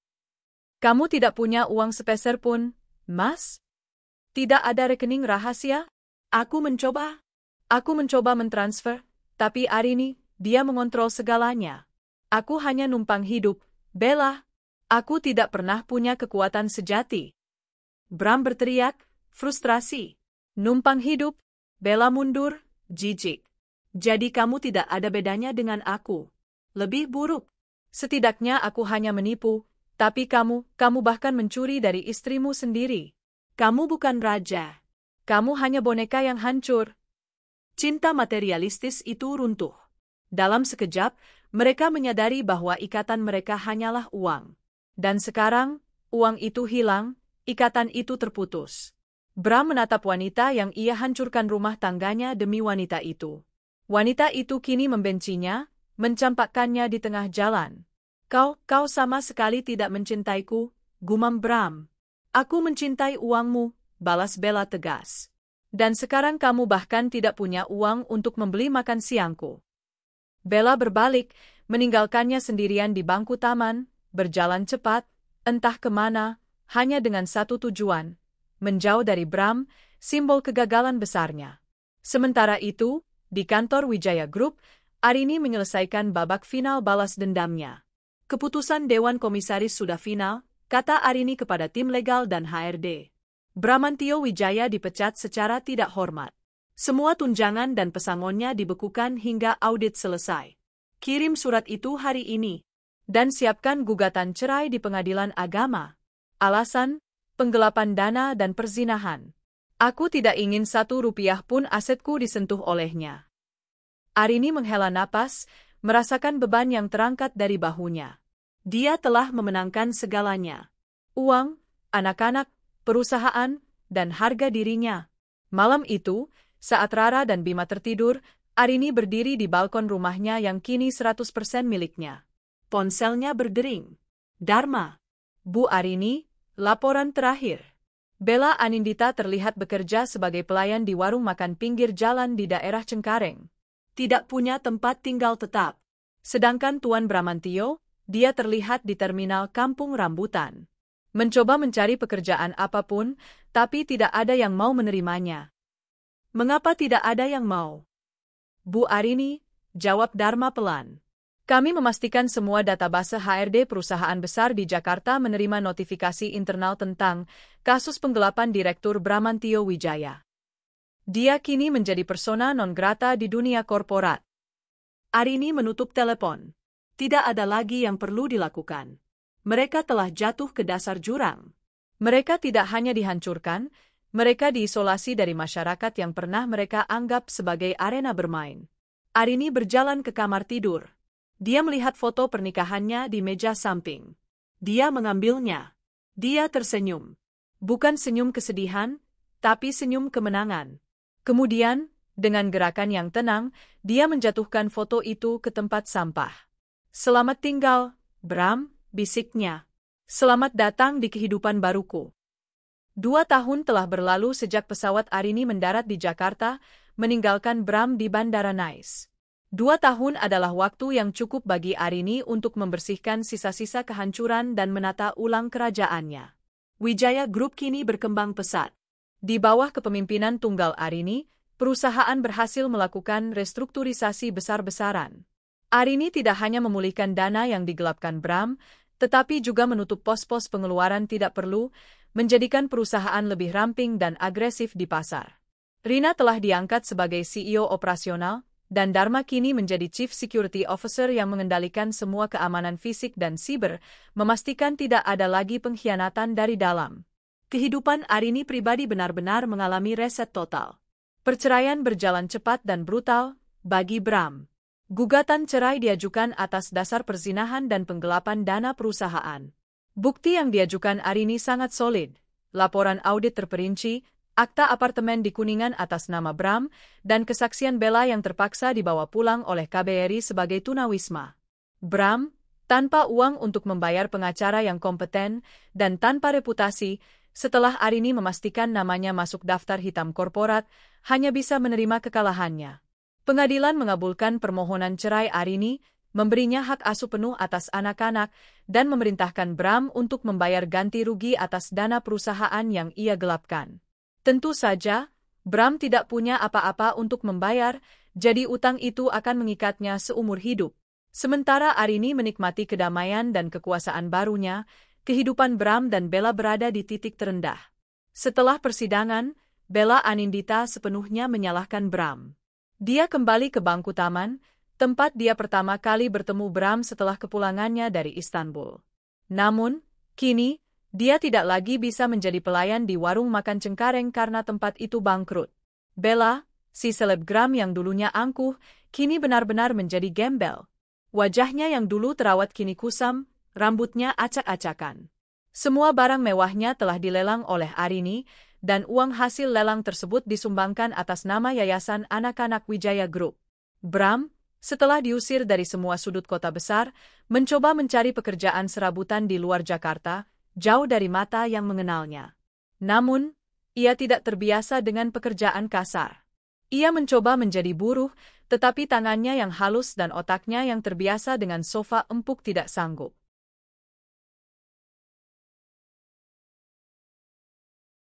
Suatu sore yang dingin, di sebuah terminal bus antar kota, Dharma mengirimkan foto terakhir kepada Arini. Foto itu adalah Bram. Ia tampak sedang tidur meringkuk di bangku kayu yang keras, dengan tas ransel lusuh sebagai bantal. Di sisi lain, ada foto Bella yang sedang memungut sampah sisa makanan di gerobak pedagang. Mereka telah dipisahkan oleh jarak, tetapi disatukan oleh nasib yang sama, kehinaan dan kemiskinan total, hasil dari keserakahan dan pengkhianatan mereka.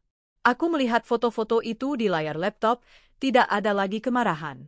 Yang ada hanya rasa kasihan yang hambar, bercampur dengan kepuasan yang dingin. Aku telah menepati janjiku, membalas dengan elegan, tetapi menghancurkan sedalam-dalamnya. Mereka tidak hanya bangkrut, mereka menjadi simbol kegagalan moral dan finansial. Bella sempat mencoba menghubungi Arini, memohon belas kasihan. Bu Arini, tolong.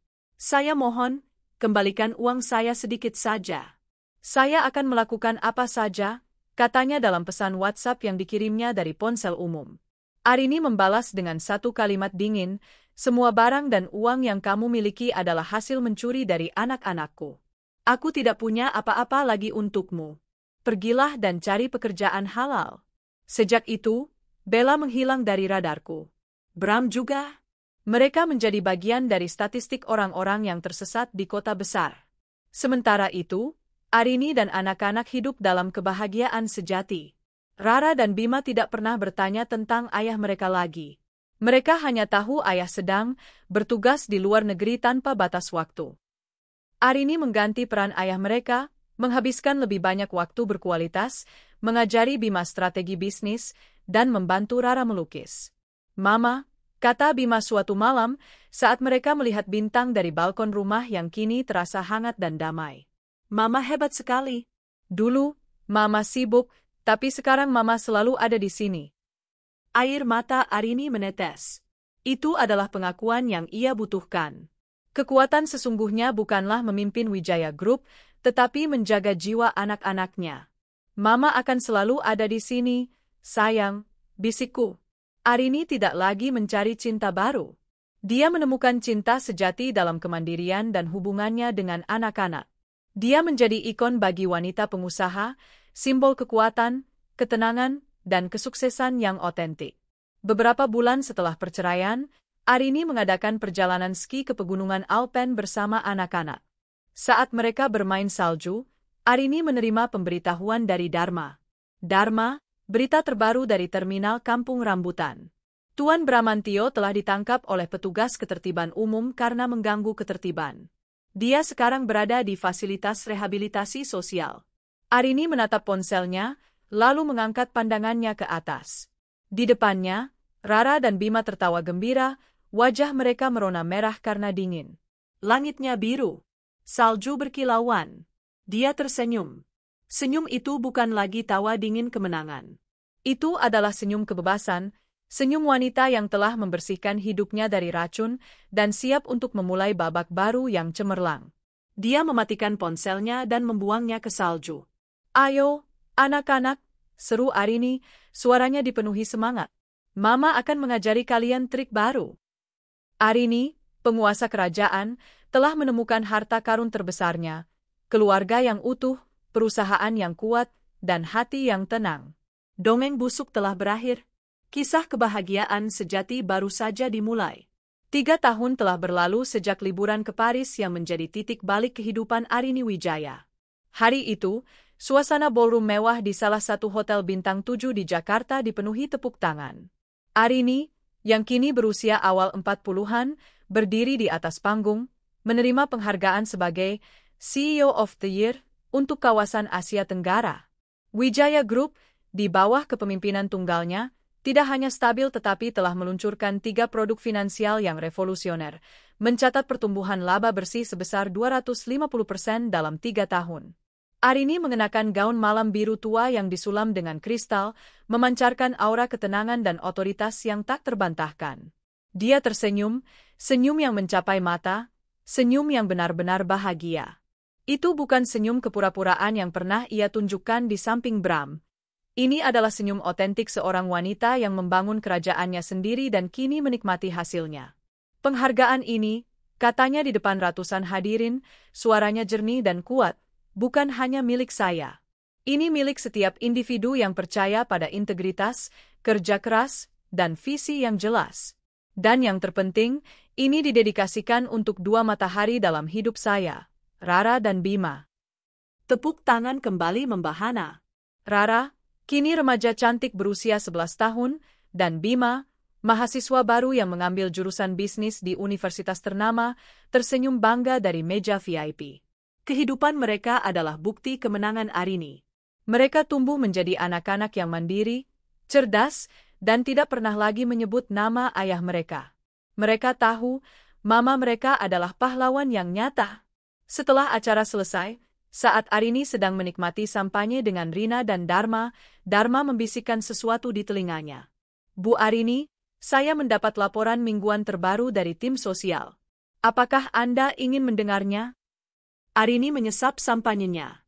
Ia tahu Dharma mengacu pada laporan tentang nasib Bram dan Bella, laporan yang ia minta dikirimkan setiap 3 bulan sekali, bukan karena dendam, tetapi untuk memastikan bahwa mereka tidak akan pernah bangsur.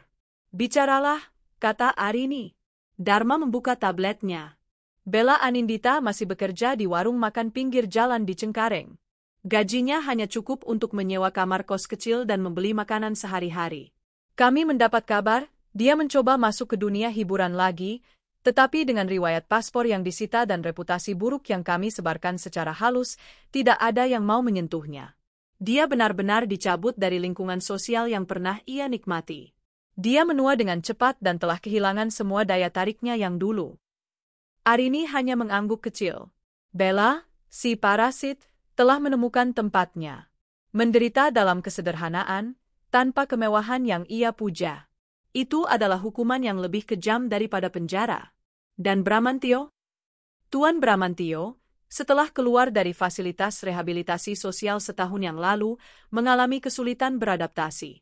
Dia mencoba melamar pekerjaan, tetapi statusnya sebagai persona non grata di dunia korporat tetap berlaku.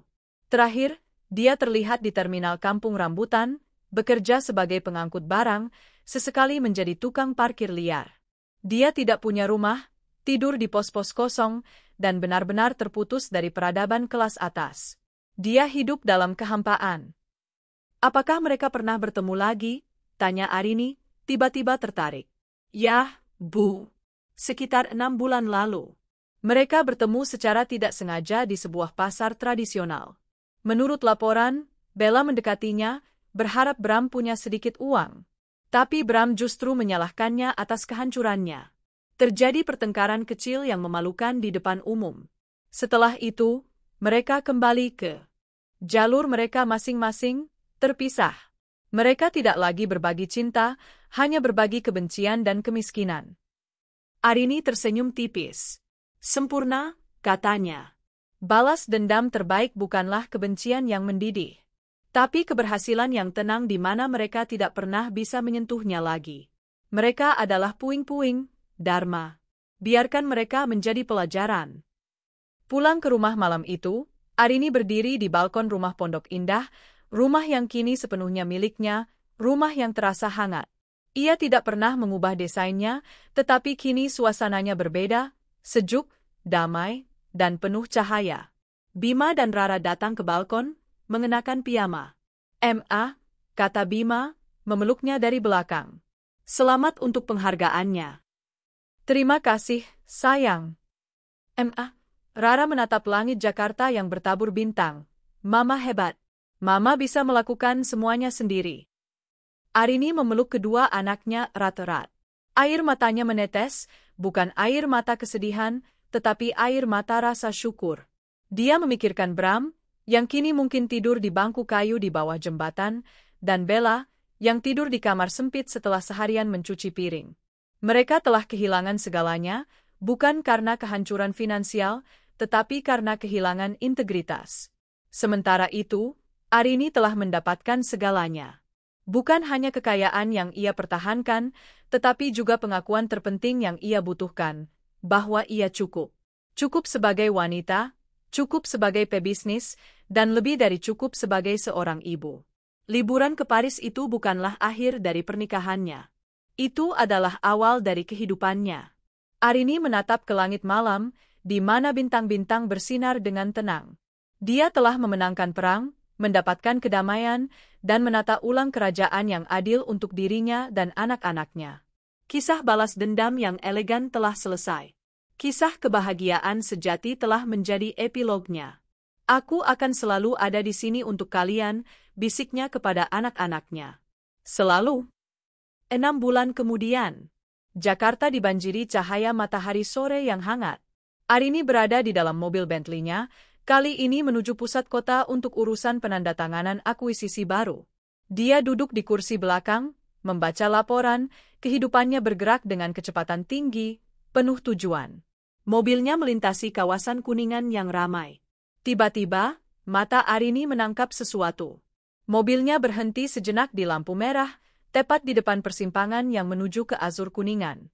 Di pinggir jalan, di dekat tiang listrik, seorang wanita tua yang mengenakan pakaian lusuh sedang mengumpulkan botol plastik dari tempat sampah. Wajahnya yang dulunya cantik kini keriput dan penuh dengan kelelahan, tetapi matanya, mata yang dulu dipenuhi keserakahan, masih familiar. Itu adalah Bella. Bella mendongak, matanya yang redup bertemu langsung dengan kaca gelap mobil Bentley yang mewah. Dia tidak bisa melihat siapa di dalamnya, tetapi dia pasti merasakan aura kekayaan yang luar biasa. Dia hanya menunduk, kembali mengorek sampah. Beberapa meter di belakang, duduk meringkuk di bawah rindangnya pohon palem di median jalan, ada seorang pria yang menggendong tas lusuh, menunggu sisa makanan dari pedagang asongan. Pria itu menunduk, rambutnya panjang dan tidak terawat. Bram. Dia berada dalam jarak pandang Bella, tetapi mereka tidak berinteraksi. Mereka adalah 2 kapal karam yang terdampar di pulau yang sama, tetapi terpisah oleh harga diri yang tinggal puing. Arini menatap mereka. Tidak ada getaran emosi. Tidak ada amarah yang membakar. Tidak ada kepuasan yang dingin. Yang ada hanya ketiadaan. Mereka tidak berarti apa-apa. Mereka hanyalah 2 orang asing yang menghuni dunia yang sama sekali berbeda dengannya. Lampu berubah hijau. Sopirnya mulai bergerak. Tunggu, kata Arini. Sopir mengerem. Arini mengambil selembar uang Rp100.000 dari dompetnya dan menyerahkannya kepada Dani, pengawal yang duduk di kursi depan. Berikan uang ini pada mereka, perintah Arini. Bukan sebagai amal, tapi sebagai tip layanan yang sudah selesai. Dani mengangguk, keluar dari mobil. Dia berjalan ke Bella, meletakkan uang itu di tangannya tanpa kata, dan melakukan hal yang sama pada Bram. Bram terkejut melihat uang itu, lalu mendongak mencari siapa yang memberi. Dani hanya menunjuk ke mobil Bentley yang kacanya gelap. Bella dan Bram menatap uang itu. Bagi mereka, itu adalah rezeki non-plat yang tidak terduga. Bagi Arini, itu adalah pembayaran final untuk drama yang telah mereka mainkan dalam hidupnya. Saat mobil itu kembali bergerak, Arini tidak menoleh ke belakang. Dani, kata Arini, suaranya kembali ke nada bisnis. Laporan keuangan kuartal ini bagaimana? Apa investasi kita di bidang energi terbarukan sudah menunjukkan kenaikan yang signifikan?